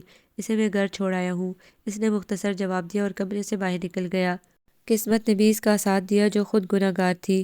میں بھی تو خدا خدا پکارتی رہی، مدد کے لیے پکارتی رہی، میرا کیا قصور تھا؟ کتنے ہی برس بعد اس کی آنکھیں نم ہوئی تھی، ایک لکیر میں بہتے آنسو اس کے رخساروں سے ہوتے اس کی روح تک بھگونے لگے تھے۔ جہاں آرا آج برسوں بعد شیبہ بنی تھی، احساس اور جذبوں سے گندی ہوا کی بیٹی۔ اس کی آنکھ کھلی تو پہلے پہل بلب کی تیز روشنی سے اسے جھٹکا سا لگا۔ اس نے تیزی سے اپنا دایاں ہاتھ آنکھوں پہ رکھ دیا۔ کچھ دیر وہ یوں ہی ساکت لیٹی رہی، جسم کے ساتھ جیسے ذہن بھی شل ہو رہا تھا۔ وہ کچھ بھی سوچ نہیں پا رہی تھی، سارے وجود میں جیسے درد سا جاگا تھا۔ اس نے آہستہ سے ہاتھ ہٹایا تھا اور اگلے ہی پل وہ چونک گئی تھی۔ یہ اس کا کمرہ نہیں تھا۔ نفاست سے سجے اس کمرے میں دیواروں کے رنگ سے لے کر فرنیچر تک ہر چیز مختلف تھی۔ میں کہاں ہوں؟ اس نے دماغ پہ زور دینے کی کوشش کی۔ سر میں درد کی شدید لہر اٹھی۔ وہ کن پٹی دباتے ہوئے بستر سے نیچے اتر آئی۔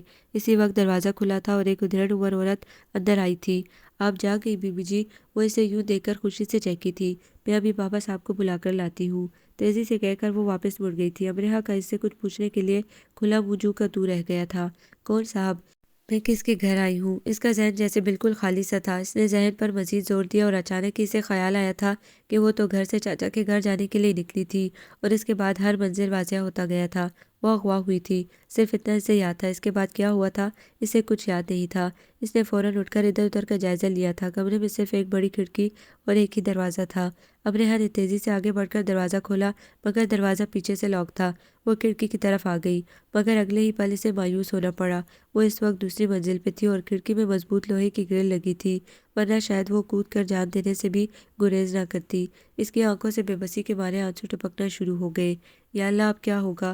آخر یہ کون لوگ ہیں اور مجھ سے کیا چاہتے ہیں؟ وہ بے حد خوفزدہ تھی۔ تبھی کھٹکا سا ہوا تھا باہر۔ وہ تیزی سے مڑی، دروازہ کھلا اور ایک مضبوط جسم کا آدمی اندر آیا۔ اس کے ہاتھ میں کھانے کی ٹرے تھی۔ بی بی، آپ کھانا کھا لیں، صاحب جیسے ہی آئیں گے انہیں آپ کے متعلق بتا دیا جائے گا۔ اس شخص نے ایک نظر اس کی طرف ڈالنا بھی گوارا نہ کیا تھا، خاموشی سے ٹرے رکھ کر واپس پلٹنے لگا۔ کون صاحب؟ کون لایا ہے مجھے یہاں؟ وہ چلائی تھی۔ ان سب سوالوں کے جواب آپ کو بھائی ہی دیں گے۔ ہمیں جو آرڈر تھا ہم نے پورا کیا، آپ ان کا انتظار کریں۔ وہ مڑے بغیر بولا تھا اور تیزی سے کمرے سے باہر نکل گیا۔ دروازہ ایک مرتبہ پھر لاک ہو چکا تھا۔ یا خدا، یہ کون لوگ ہیں جو اس قدر ادب اور احترام سے میرا خیال رکھ رہے ہیں؟ اور صاحب کون ہے؟ یا اللہ میری حفاظت کرنا۔ وہ ہتھیلیوں پہ منہ رکھے پھوٹ پھوٹ کے رو دی تھی۔ جس طرح آنے والا شخص اس سے عزت سے پیش آیا تھا، اس سے اس کو اتنی تسلی تو ہو گئی تھی کہ وہ ابھی تک محفوظ تھی، لیکن جس شخص کے بارے میں وہ بات کر رہا تھا اس کے بارے میں وہ اندازہ نہیں لگا سکتی تھی کہ وہ کون تھا، کیسا تھا اور اس کے ساتھ کیا کر سکتا تھا۔ اللہ کرے آتے وقت اس کا ایکسیڈنٹ ہو جائے تاکہ ساری عمر میں اس کا چہرہ نہ دیکھ سکوں۔ اس نے پورے دل سے دعا کی تھی۔ لاک کھلنے کی آواز نے اسے چونکا دیا تھا۔ دروازہ آہستہ آہستہ واہ ہوا تھا اور اگلے پل ہی اسے لگا جیسے اسے نئی زندگی کی نوید مل گئی ہو۔ سیف علی وزیر مسکراتا اندر آیا تھا۔ امرہ بھاگ کر اسے لپٹ گئی اور پھوٹ پھوٹ کر رو دی۔ اس کی یہ حرکت اس قدر اچانک تھی کہ سیف علی وزیر بھی پہنچ کر رہ گیا تھا۔ بابا صاحب، وکیل صاحب آ گئے ہیں۔ وہی ادھیڑ عمر عورت شاید سیف سے مخاطب ہوئی تھی۔ مسلسل روتی امرہ کو ایک دم چپ لگی تھی۔ وہ جھٹکے سے سیف سے الگ ہوئی تھی۔ بابا صاحب، اس نے بے یقینی سے سیف کو دیکھا تھا۔ اس کی آنکھوں میں بے یقینی دیکھ کر بھی وہ مسکرایا تھا۔ تم؟ وہ بول ہی نہ پائی۔ تم اسے بٹھاؤ، میں آتا ہوں خالہ۔ سیف نے امرہ کو مکمل طور پر نظر انداز کرتے ہوئے اس عورت کو حکم دیا اور اس کے جانے کے بعد دروازہ اندر سے لاک کر دیا۔ امرہ بے ساختہ 2 قدم پیچھے ہٹی تھی۔ اس کا مطلب یہ سب تم نے؟ اس کی آنکھیں پھٹی کی پھٹی رہ گئی تھیں۔ سیف بخوبی اس کی حالت کا اندازہ لگا سکتا تھا، مگر وہ جانتا تھا کہ یہ سب وقتی تھا۔ حقیقت سامنے آنے کے بعد امرہ کی ساری خفیاں ختم ہو جانے والی تھی۔ میری بات آرام سے سنو امرہ۔ وہ اس کے قریب ہوا تھا۔ جسٹ شٹ اپ سیف، وہ چلائی تھی۔ سیف رک گیا۔ اس سب کے بعد میں تمہاری کوئی بات نہیں سنوں گی۔ تم مجھ سے ایسی توقع بھی کیسے کر سکتے ہو؟ وہ نفرت سے پھنکاری تھی۔ تم صرف غلط سوچ رہی ہو۔ میری بات سن لو گی تو مطمئن ہو جاؤ گی۔ وہ سینے پہ ہاتھ باندھے یک ٹک اسے دیکھتے ہوئے بولا، میں غلط سوچ نہیں رہی، بلکہ غلط سوچتی تھی۔ امی نے مجھے کتنا وارن کیا، تمہارے بارے میں کتنا سمجھایا، مگر میں ابو کی محبت میں اندھی تمہاری طرف دوڑتی رہی، اور تم جنہیں اپنے باپ، اپنے مرحوم دایا کی عزت کبھی خیال نہ کیا۔ سیف، اس کی آنکھیں بھیگنے لگی۔ سیف کے دل کو کچھ ہوا۔ تم جانتی ہو امرہ، میں نے ہر ممکن کوشش کی، اور جب میرے پاس کوئی اور راستہ نہیں رہا تو تم نے اپنے ہی گھر میں نقب لگائی۔ امرہ نے غصے میں اس کی بات کاٹی۔ اپنے ہی گھر کی عزت کو یوں سرراہ اغوا کروا لیا، چند گنڈوں کو منہ مانگی قیمت دے کر۔ امرہ کا بس نہیں چل رہا تھا کہ وہ اس وقت سیف کی جان لے لیتی۔ سیف نے ایک ٹھنڈی سانس بھرتے ہوئے جیسے خود کو نارمل کیا تھا۔ اگر تمہاری بات ختم ہو گئی ہو تو نیچے چلے۔ وہ جان گیا تھا کہ امرہ کے ساتھ بحث فضول تھی، تبھی اس نے بات بدلی تھی۔ نیچے کہا۔ اس کی توقع کے عین مطابق غصے کی جگہ خوف نے لے لی تھی۔ میں نے وکیل صاحب کو بلوایا ہے، آج ہمارا نکاح ہے، اس نے صاف گوئی سے اسے بتایا۔ تم پاگل ہو گئے ہو؟ وہ خود جیسے پاگل ہونے لگی تھی، یوں ہی سمجھ لو، اور پاگل بھی آخری حد تک۔ کالی سیاہ چمکدار آنکھوں نے گہری سبز آنکھوں میں جھانکا تھا۔ امرہا نے خود کو بے حد مجبور اور بے بس محسوس کیا تھا۔ تم پاگل ہو، مگر میں نہیں، میں تمہاری کوئی بات نہیں مانوں گی، سیف علی وزیر اور اس کے مقابل ٹھہری اس کی آنکھوں میں دیکھتے ہوئے بے خوفی سے بولی تھی۔ سیف کو اس وقت وہ بے حد حسین لگی۔ سوچ لو، ویسے بھی تمہیں پتہ ہے کہ میں تمہاری کتنی عزت کرتا ہوں۔ وہ مسکرایا تھا۔ امرہا کو اس وقت اس کی مسکراہٹ زہر لگی تھی۔ عزت کہتے ہوئے بھی شرم تو نہیں آئی تمہیں؟ وہ شاید اسے شرم دلانے کی کوشش کر رہی تھی، مگر وہاں پرواہ ہی کس سے تھی؟ میں نے تم سے لیکچر دینے کو نہیں کہا، اوکے؟ سیف نے شہادت کی انگلی دکھاتے ہوئے جیسے اسے وارن کیا۔ سلیقے سے دوپٹہ اوڑھو اور نیچے چلو، وکیل صاحب اور کچھ دوسرے معزز مہمان ہمارا انتظار کر رہے ہیں۔ اب کی بار اس کا لہجہ سخت تھا۔ امرہا ایک مرتبہ پھر خوف کے آثار میں آئی۔ اور اگر میں انکار کر دوں تو؟ اس نے ایک آخری امید کے تحت نم لہجے میں اس کی آنکھوں میں دیکھتے ہوئے پوچھا تھا۔ شاید کہ اس سے محبت کرنے والا سیف کو اس پہ ترس آ جائے۔ سیف اس کے قریب ہوا تھا، وہ بدھک کر پیچھے ہٹی، مگر دیوار سے جا لگی۔ تو اب تک جو کچھ بھی میں کر چکا ہوں، اس سے تم بخوبی اندازہ لگا سکتی ہو کہ میں اور بھی بہت کچھ کر سکتا ہوں۔ کون ہے یہاں جو مجھے منمانی کرنے سے روک سکتا ہے؟ سو اگر میں تمہیں اور خود کو گناہ کی آگ سے بچانا چاہتا ہوں تو تمہیں میرا ساتھ دینا چاہیے۔ اس کی گرم سانسیں امرہا کا چہرہ جلانے لگی۔ ورنہ اس جگہ جہاں صرف میرا حکم چلتا ہے، مجھے میرے دل کی خواہش پوری کرنے سے بھلا کون روکے گا؟ سیف نے کافی حد تک لہجہ سرد کرنے کی کوشش کی تھی اور کامیاب بھی رہا تھا۔ دائیں بائیں دیوار پر ٹکے اس کے مضبوط بازوؤں کے درمیان کھڑی کمزور سی امرہا کو اندازہ ہو گیا تھا کہ وہ کسی حد تک بھی گر سکتا ہے۔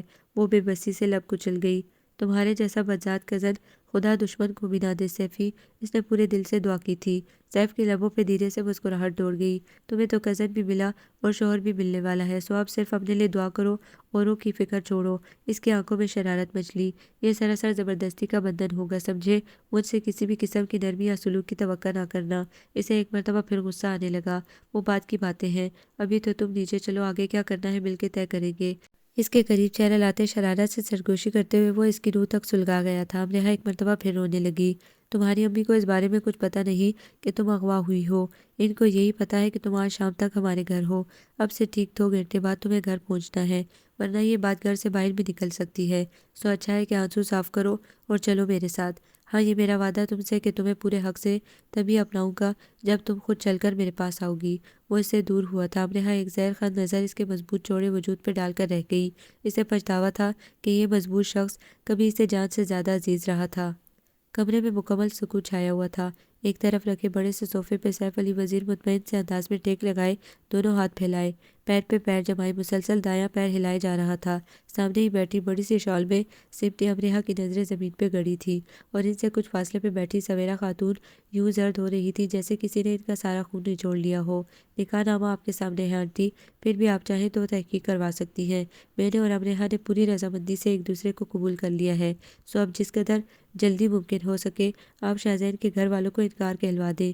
سیف نے اس قدر مطمئن لہجے میں سویرا کو بتایا جیسے بہت ہی معمولی بات ہوئی ہو۔ اس کی بات پہ سویرا بھڑک اٹھی تھی۔ وہ تڑپ کر اٹھ کھڑی ہوئی۔ ان کو کھڑا ہوتا دیکھ کر سیف بھی کھڑا ہو گیا۔ یہ ہے تمہارا دھدیال؟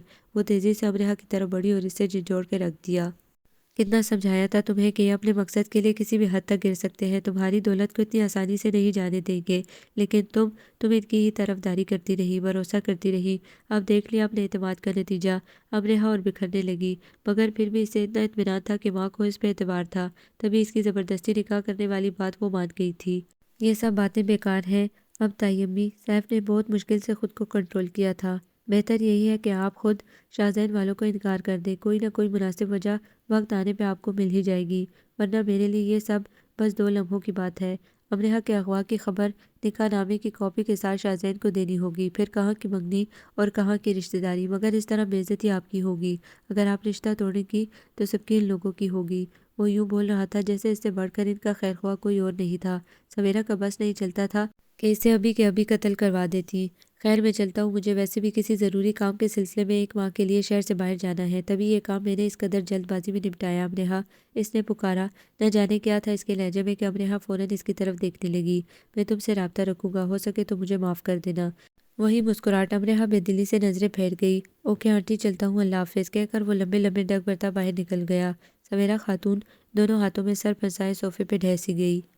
آپ سوچ بھی نہیں سکتی آپ کی ذرا سی مدد کتنی بے گناہ عورتوں کی جان، ان کی عزت بچا سکتی ہے، کتنے ہی ہوس پرست اور گنہگار مردوں کو کیف کردار تک پہنچا سکتی ہیں۔ اور اس عورت کے سامنے چاہ کر بھی سخت نہ ہو پاتا تھا۔ نہ جانے کیوں ایسا کیا درد چھپا تھا اس کی آنکھوں میں کہ سیف علی وزیر جیسا مضبوط شخص بھی نرم پڑ جاتا تھا۔ مرد ہوس پرست یا گنہگار نہیں ہوتا، سب مرد ایک جیسے ہوتے ہیں، عورت کے جسم کے کھلاڑی۔ جب تک دل چاہا کھیل لیے، جب دل چاہا پھینک دیا۔ وہ نفرت سے پھنکاری تھی۔ میرے لیے آپ ایک بڑی بہن کی طرح ہیں، وہ چونکی تھی۔ اور یہی بات میری کمزوری ہے کہ میں عورتوں سے سختی کرنے کا قائل نہیں ہوں۔ اس نے ضبط کے مارے مٹھی بنائی اور دوسرے ہاتھ کی ہتھیلی پر دے ماری۔ بلال، وہ چیخا۔ بلال فوراً اندر آیا۔ جی بھائی، ان کو وہیں چھوڑ آؤ جہاں سے لائے ہو، میں کوئی اور راہ ڈھونڈ لوں گا۔ اس نے بلال کو حکم دیا اور وہاں سے اٹھنے لگا۔ سنو، جہاں آرا کی مدھم آواز پہ اس کے قدم رکے تھے۔ کیا ایک طوائف بھی کسی رشتے کے قابل ہو سکتی ہے؟ کرختگی، وحشیانہ پن، سب کہیں کھو گیا تھا۔ یہ لہجہ سراسر ایک ٹوٹی بکھری آدم کی بیٹی کا تھا۔ سیف کے دل میں ہلکی سی امید جاگی، شاید کہ اب وہ سب کچھ بول دے جو اس وقت اسے ضرورت تھا۔ عورت پیدائشی طوائف نہیں ہوتی، ہر عورت ایک بیٹی ہوتی ہے، سارے معاشرے کی بیٹی۔ ماحول اور چند لوگوں کا لالچ ان کو طوائف بنا دیتا ہے۔ وہ سادہ لہجے میں بولا تھا۔ اس نے دیکھا جہاں آرا کا چہرہ آنسوں سے تر ہونے لگا تھا۔ میں پنجاب کے ایک چھوٹے سے دیہات میں رہتی تھی، اپنی ماں باپ اور 4 بھائیوں کے ساتھ۔ بابا کی سب سے لاڈلی بیٹی تھی میں۔ وہ بولنے لگی تھی، گھیرا کھلنے لگی تھی۔ سیف نے ریکارڈر آن کر کے اس کے سامنے رکھ دیا اور خود بھی کرسی سنبھال گیا۔ زندگی بے حد مکمل تھی، گاؤں کی تازہ اور صاف ہوا اور امی ابو کی بھرپور توجہ سے میں 12 سال کی عمر میں ہی جوانی کی حدوں کو چھونے لگی تھی۔ حیرت انگیز طور پہ اپنے تمام تر رشتہ داروں میں میری رنگت بے حد صاف اور جسم اس قدر پرکشش تھا کہ جو بھی دیکھتا سراہے بنا نہ رہ سکتا۔ میری ماں خوبصورت بیٹی کی ماں کے نام سے پہچانی جانے لگی۔ وہ بے طرح خوش ہوتی، یہ جانے بنا ہی کہ اس کی خوبصورت بیٹی کی قسمت کالی رات کی طرح تاریک اور سیاہ ہے۔ وہ خاموش ہو گئی۔ سیف کے دل پہ بوجھ سا آ پڑا۔ بابا اکثر فصل بیچنے شہر ہی جایا کرتے کیونکہ وہاں سے اچھے پیسے مل جاتے تھے، ورنہ سودا کروانے والے تو ٹھیک ٹھاک مال کھا جاتے۔ بابا کچھ فصل کے نمونے لے کر جاتے اور پھر گاہک ساتھ لے آتے جو خود ہی پھر ساری فصل لاد کر شہر لے جاتے۔ بابا کو اچھا خاصا منافع مل جاتا۔ میں 14 برس کی تھی، لوگ کہتے تھے کہ میں پتھروں کا دل دھڑکا دینے والے حسن کی مالک ہوں، مگر مجھے ان باتوں کی سمجھ کہاں تھی۔ اس برس بابا ایک گاہک کو لے کر گاؤں آئے۔ بابا اور وہ آدمی دونوں ایک دوسرے سے مل کر بے حد خوش تھے۔ میں ان کے لیے کھانا لے کر کھیت میں گئی تو نہ جانے کیوں مجھے اس اپنے بابا کی عمر کے مرد کی آنکھوں میں ایک خاص چمک بڑھتی محسوس ہوئی۔ اس نے بابا سے پوچھا، یہ کون ہے؟ بابا نے فخر سے مجھے اپنے ساتھ لگاتے ہوئے بتایا کہ یہ میری بیٹی شیبہ ہے۔ جب تک وہ کھانا کھاتے رہے مجھے وہیں رہنا تھا۔ اس دوران وہ مجھے ہی دیکھتا رہا۔ اس نے جانے وقت بابا سے وعدہ کیا کہ اب وہ فصل ان کو ہی بیچے گا۔ ان دونوں میں دوستی ہو گئی۔ دن گزرتے گئے، وہ شخص بابا کا دوست بن گیا اور تیسرے ماہ اس کا اب ہمارے گھر بھی چکر لگنے لگا۔ وہ پھر خاموش ہو گئی۔ بلال نے سیف کے اشارے پہ پانی کا گلاس اس کی طرف بڑھایا مگر وہ نظر انداز کر گئی۔ اس وقت میں 18 سال کی تھی۔ بابا اور اس آدمی کے درمیان پھر سودا طے ہوا تھا۔ فصل اٹھاتے وہ لوگ کھیتوں پہ تھے اور مجھے ہی کھانا پہنچانا تھا۔ گاؤں میں کسی کی بھی بہو بیٹی کی طرف کوئی آنکھ اٹھا کر نہیں دیکھتا تھا، تو باہر کے کئی کام بھی ہم لڑکیوں کے ذمہ تھے۔ میں کھانا لے کر ابھی کیکر کے جنگل تک ہی پہنچی تھی کہ 3 توانا مرد جنگل سے نکل کر تیزی سے میری طرف آئے تھے۔ میں ان کو مسافر سمجھی تھی، تبھی بے خوف و خطر ہی ان کے قریب سے گزرنے لگی کہ ان میں سے ایک نے مجھے دبوچا تھا اور دوسرے نے اپنا ہاتھ میرے منہ پہ رکھ دیا تھا۔ نہ جانے کیا تھا اس کے ہاتھ میں۔ میں ہوش و حواس کھو چکی تھی۔ وہ رونے لگی۔ سیف لب کچلنے لگا۔ جب میں ہوش میں آئی تو کسی محل کا کمرہ تھا، بستر نرم و گداز اور کمرے کی ہر چیز جیسے بادشاہوں کے استعمال کے لیے رکھی گئی تھی وہاں۔ میں خوف سے زیادہ حیرت میں مبتلا ہو گئی تھی۔ ایسی چیزیں نہ تو کبھی خواب میں دیکھی تھی نہ کبھی تصور کیا تھا۔ اور پھر شام تک میرا خوب خیال رکھا گیا، مجھے نہلایا گیا، خوبصورت ریشمی لباس دیے گئے۔ آئینے میں اپنا روپ دیکھ کر تو میں خود بھی چونک گئی تھی۔ اور پھر شام ڈھلتے ہی مجھے بادشاہ وقت کی کنیز بنا دیا گیا۔ میں روندی گئی، نوچی گئی، خواب بکھر گئے اور بچپن کی نیندوں کے سارے خوف جن چڑیل سے میری زندگی ڈس گئے، میری روح تک کچل دی گئی۔ وہ چیخنے لگی تھی۔ سیف اسے سہارا بھی نہ دے سکا۔ اس کی آنکھوں میں نمی تیرنے لگی۔ اس نے سر جھکا کر جیسے آنسوں کو ضبط کیا تھا۔ اور پھر میں کھلونا بن گئی۔ میرے باپ کا دوست ہی میرا قاتل نکلا۔ وہ مجھ سے کھیلتا رہا۔ جب جی بھر گیا تو بڑی بڑی ڈیل سائن کروانے کے لیے میں ہی اس کا سب سے بڑا ہتھیار تھی۔ ظاہری بناؤ سنگھار اور بیش قیمت لباس و زیورات میری روح کے سارے اندرونی مسخ شدہ داغ چھپا لیتے، اور جب اس کام کی بھی نہ رہی تو مجھے جوہری بنا دیا گیا۔ کس گاہک کو کس طرح مطمئن کرنا ہے، کس سے کسی ڈیل سائن کروانی ہے، اس کے لیے موتی مجھے چننے ہوتے اور آنے والے ہوس پرستوں کی گود میں ڈالنے ہوتے۔ اکثر لڑکیوں کی جو اغوا ہو کر آتی میں مدد بھی کر دیا کرتی تھی، مگر جو لڑکیاں اس خبیث انسان یا اس کے عیش پرست بیٹے کی دولت کی لالچ میں ان کے جال میں پھنس کر آتی، وہ میری پہلی ترجیح ہوتی۔ میں ان کو سبق دینا چاہتی تھی، میں مجبور تھی، میرے ساتھ جو بھی کیا قسمت نے کیا، مگر انہوں نے دولت کے لیے ماں باپ کی عزت کو خاک میں ملایا تھا، تو بس ایسی لڑکیاں میرے قہر کا نشانہ بنتی۔ وہ ذرا دیر کو رکی، پھر بولنے لگی، کل جو تم لڑکی کو گھر چھوڑ آئے تھے نا، یہ بھی شاہزین کا شکار تھی۔ شاہزین میرے قاتل اور میرے بابا کے دوست داور علی کا بیٹا۔ اس کی خوش قسمتی یہ تھی کہ شاہزین کو بے حد ضروری کام تھا، سو اس سے یہ بچ گئی اور تمہاری ڈبل آفر پہ اسے یہاں لے آئی، اور قسمت نے اس کا ساتھ دیا۔ ایک شیبہ مجبور تھی، بے بس تھی، بے قصور تھی، مگر قسمت نے اسے رلا دیا، اور ایک شیبہ اپنی مرضی سے سیدھی راہ چھوڑ بیٹھی، مگر خدا نے اسے بچا لیا۔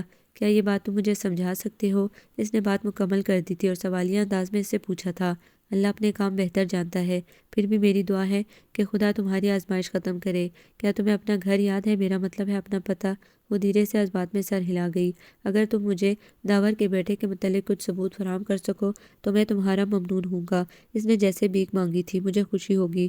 مختصر جواب، بلال ان سے ایڈریس معلوم کرو، ہم ان کو ان کے گھر تک پہنچائیں گے۔ سیف نے اٹھتے ہوئے بلال کو حکم دیا۔ کیا سچ میں تم مجھے میرے گھر لے جاؤ گے؟ وہ کھل اٹھی تھی۔ ہاں میرا وعدہ ہے، مگر آگے تمہاری قسمت کہ وہ تمہیں قبول کرے نہ کرے۔ وہ نا امید تھا کہ اس معاشرے سے بخوبی واقف تھا۔ وہ مجھے قبول کر لیں، مجھے یقین ہے وہ اپنی شیبہ سے بے حد پیار کرتے ہیں۔ وہ ابھی بھی نا امید نہیں تھی۔ سیف کو خوشی محسوس ہوئی۔ میری یہی دعا ہے آپ کے لیے، کہہ کر وہ باہر نکل گیا۔ جہاں آرا بلال کو پتہ سمجھانے لگی۔ دسمبر کے آتے ہی دھند پڑنی شروع ہو گئی تھی۔ صبح 10-11 تک تو اتنی گہری دھند چھاتی رہتی کہ دن کے وقت بھی کمروں کی تو چھوڑ باہر کی بتیاں بھی جلائی رہتی۔ اسے بے حد سردی محسوس ہو رہی تھی، پھر بھی کھڑکی سے باہر چھائی دھند میں جیسے مسلسل کچھ کھوجنے کی کوشش کرتی رہی۔ سیف علی وزیر اس دن کے بعد نہیں لوٹا تھا۔ اسے روزانہ کال کرتا، مگر وہ ہمیشہ کاٹ دیتی۔ پیغامات آتے تو پڑھے بنا ہی ڈیلیٹ کر دیتی۔ اسے اس سے سخت نفرت ہو گئی تھی۔ سویرا خاتون نے مسز داور کو منع کر دیا تھا۔ ان کے لاکھ پوچھنے پہ بھی وہ کوئی معقول وجہ نہیں بتا پائی تھی۔ شاہزین کی طرف سے بھی ان کو مسلسل دھمکیاں مل رہی تھیں۔ انہوں نے گھر پہ موجود گارڈز کی تعداد بھی بڑھا دی تھی۔ ادھر ہر ملنے جلنے والا اتنی اچانک شادی رکنے کی وجہ پوچھتا تو جیسے وہ مزید بکھر جاتی۔ انہوں نے اب گھر سے زیادہ نکلنا ہی بند کر دیا تھا۔ امرہا اپنی عزیز ماں کو اس قدر پریشان اور غمزدہ دیکھ کر مزید بکھر جاتی۔ سیف سے اس کی بدگمانی مزید بڑھ جاتی۔ ابھی بھی اس نے گہری دھند میں جیسے سیف علی وزیر کے نقش ابھرے تھے۔ کس قدر دلکش مسکراہٹ تھی اس کے چہرے پہ، اس کے مغرور ابرو جس قدر اس کی شخصیت کو بارور بناتے تھے، اس کے لبوں پہ ہر وقت مچلتی ہلکی سی مسکراہٹ، اسے اتنی ہی نرمی۔ کیا وہ واقعی اس سے نفرت کرنے لگی ہے؟ اس نے خود سے سوال کیا تھا۔ دل پوری قوت سے منکر ہوا تھا کہ دل پہ اس دشمن جاں ہی کی تو صورت نقش تھی۔ میں تمہیں کبھی معاف کر پاؤں گی سیفی؟ کبھی نہیں، شاید کبھی نہیں، وہ خود سے بولی تھی۔ تبھی اس کے موبائل کی SMS ٹون بجی تھی، جو کہ سیفی کی سیٹی کی آواز تھی۔ یہ ٹون سیفی نے ہی ایڈ کی تھی اور وہ آج تک اسے ہٹا نہ پائی تھی۔ اس نے پیغام ہمیشہ کی طرح سیفی کا نام دیکھتے ہی ضائع کرنا چاہا کہ غلطی سے انگوٹھا اوپن پریس کر گیا۔ امرہا کے دل نے ایک بیٹ مس کی۔ کبھی پت جھڑ دسمبر میں اگر ہم تم جو مل جائیں، دسمبر موسم گل ہو مکمل ہو۔ لفظ تھے یا سیف کے جذبات اس کا دل دھڑکا گئے تھے۔ وہ بلش کر گئی تھی۔ اس بار نہ جانے کیوں دل نے اس کی تمام تر پابندیوں کے باوجود اسی خواہش کو دہرایا تھا۔ اس نے جہاں آرا کو اپنے آبائی گاؤں اپنے گھر پہنچانے کا وعدہ نبھایا تھا، اور اس کی توقع کے برعکس جہاں آرا کی جگہ ہر کسی نے وہاں اپنی کھوئی ہوئی شیبہ کو خوش آمدید کہا تھا۔ ہر آنکھ اشک بار تھی۔ اس کے ماں باپ اسے ڈھونڈتے ابدی نیند سو چکے تھے، لیکن اس کے بھائیوں نے اپنی لاڈلی بہن کو گلے سے لگایا تھا۔ وہ خوش تھے کہ شیبہ کی آزمائش ختم ہوئی تھی۔ خود شیبہ کی آنکھوں سے آنسو نہیں رک رہے تھے۔ اس نے اپنا مقصد تقریباً مکمل کر لیا تھا۔ سب اس کے شکر گزار تھے۔ بلال، فائل تقریباً مکمل ہے۔ اس نے گاڑی واپس موڑتے ہوئے بلال سے کہا، بابا کی کال آئی ہے، کوئی ایمرجنسی ہے، تم فائل اوپر پہنچا دینا، باقی کام وہ خود نپٹا لیں گے۔ اوکے، اس نے گاڑی آگے بڑھاتے ہوئے کہا۔ بلال اس بات میں سر ہلا گیا۔ آپ کے بیٹے نے جو کچھ بھی کیا وہ ناقابل معافی ہے، مگر مجھے اس خاندان کی عزت پیاری ہے، سو میں چاہتی ہوں کہ آپ لوگ سادگی سے فی الحال رخصتی کرا لیں۔ شاہزین کی طرف سے ملنے والی دھمکیوں سے میں سخت پریشان ہوں، اور سچ کہوں تو اب مجھے امرہا کی حفاظت کا بہت خطرہ درپیش رہتا ہے۔ ولیمے پہ پھر آپ لوگ بے شک ساری کسر پوری کر لیجیے گا۔ وہ کس دل سے یہاں سوالی بن کر آئی تھی، یہ بس سویرا خاتون کا دل ہی جانتا تھا۔ انہوں نے کبھی سوچا بھی نہیں تھا کہ قسمت کبھی ان کو یہ دن بھی دکھائے گی کہ جس غریب دیور کے گھر وہ قدم رکھنا پسند نہ کرتی تھی، وہاں وہ ان سے خود اپنی بیٹی کی رخصتی کی بھیک مانگنے آئیں گی۔ لیکن اس بار سوال ان کی ممتا کا تھا۔ شاہزین کی دھمکیوں نے ان کو ہلا دیا تھا۔ انہیں کسی بھی طرح امرہ کو محفوظ کرنا تھا۔ مجھے یقین ہے کہ مرحوم بھائی کی اتنی عزت تو آپ لوگ بھی رکھ لو گے۔ آخر میں وہ پھر بھی جتانا نہیں بھولی تھی۔ اس طرح سادگی سے شادی میں میری بے حد چپکی بھی ہے، مگر مجھے امرہ بے حد عزیز ہے اور اس کے لیے میں کسی قسم کا کوئی رسک نہیں لے سکتی۔ میں آپ لوگوں کے جواب کی منتظر رہوں گی۔ وہ اٹھ کھڑی ہوئی۔ بھابھی، ہم پرسوں ہی شام انشاءاللہ سادگی سے رخصتی کرا لیں گے۔ میں فوراً صاحب سے رابطہ کرنے کی کوشش کرتا ہوں۔ سردار خان نے ان کی مشکل آسان کرتے ہوئے جواب دیا تو وہ سر ہلا کر باہر نکل گئی۔ انم خوشی سے ماں کو لپٹ گئی جو خاموش اور پریشان تھی۔ سب کچھ بے حد اچانک ہوا تھا۔ بابا نے اسے جس طرح ایمرجنسی میں بلایا تھا وہ واقعی بے حد پریشانی میں گھر میں پہنچا تھا، اور گھر آ کر بابا اور امی نے اس کی صحیح معنوں میں عدالت لگائی تھی۔ امی، میں نے آپ سب کو ساری حقیقت پہلے ہی بتا دی تھی، وہ مکمل اعتماد سے بولا تھا۔ مطلب اس نے کوئی گناہ نہیں کیا تھا۔ تم نے ہمیں مکمل حقیقت نہیں بتائی برخوردار، جبکہ تم نے وعدہ کیا تھا کہ وقت آنے پر سب کلیئر کر دو گے۔ سردار صاحب نے اس بار اسے تیکھی نظروں سے دیکھتے ہوئے قدرے غصیلے لہجے میں پوچھا۔ آپ پوچھیں میں جواب دے ہوں آپ کو، وہ فرمانبرداری سے بولا۔ پہلے تو مجھے تمہاری جاب کے بارے میں جاننا ہے کہ آخر ایسی کون سی نوکری ملی ہے تمہیں کہ ہر دفعہ تم ایک نئی کار میں آتے ہو، اور جس گھر میں تم نے ہمیں شفٹ ہونے کے لیے کہا وہ گھر بھی کسی محل سے کم نہیں۔ ذرا میں بھی تو سنوں۔ ان کی آواز میں طنز تھا۔ سیف مسکرا دیا۔ میں نے خفیہ پولیس جوائن کر لی ہے بابا، سیکرٹ سروسز کا اہم رکن ہوں میں پچھلے 7 ماہ سے۔ اس نے گویا بم پھوڑا تھا۔ سردار صاحب اور شمیم اختر دونوں ہی حیرت اور صدمے سے خاموش بیٹھے رہ گئے کہ لوگوں کی باتوں میں آ کر وہ اپنے ہونہار بیٹے پر شک کرنے لگے تھے۔ اور یہ جو گاڑی اور بنگلہ مجھے ملے ہیں نا، یہ ایسے ہی نہیں ملے، دن رات محنت کی ہے تب کہیں جا کر یہ مراد ملی ہے مجھے، اور عنقریب آپ لوگ بھی میری ایک بہت بڑی کامیابی کی داد دیں گے۔ بس دعا کیجیے کہ میں کامیاب ہو جاؤں۔ اس نے عقیدت سے بوڑھے باپ کا کمزور ہاتھ اپنے ہاتھوں میں تھاما۔ دیکھا، میں نے کہا تھا نا کہ میرا شیر کبھی کوئی غلط کام نہیں کر سکتا۔ سردار صاحب نے اٹھ کر اسے شانوں سے تھام کر اٹھاتے ہوئے گلے لگا لیا۔ لیکن پھر بھی اس نے امرہ کے ساتھ جو بھی کیا وہ غلط تھا، اور پھر اب جب کہ وہ مصیبت میں پڑ گئی اس کی وجہ سے، تو یہ بے خبر بنا بیٹھا ہے اس سے۔ شمیم ابھی تک ناراض تھی اس سے۔ مصیبت کیا مطلب امی؟ سیف چونکا۔ شاہزین اچانک انکار کی وجہ سے بے حد طیش میں ہے، اور اسی وجہ سے دھمکیاں بھی دے رہا ہے۔ تمہاری تائی امی سخت پریشان ہیں، اور اسی لیے میں نے کل شام تمہاری رخصتی رکھی ہے۔ سردار صاحب نے اسے اطلاع دی۔ کل شام؟ وہ بڑبڑایا۔ اور وہ بھی میری رخصتی؟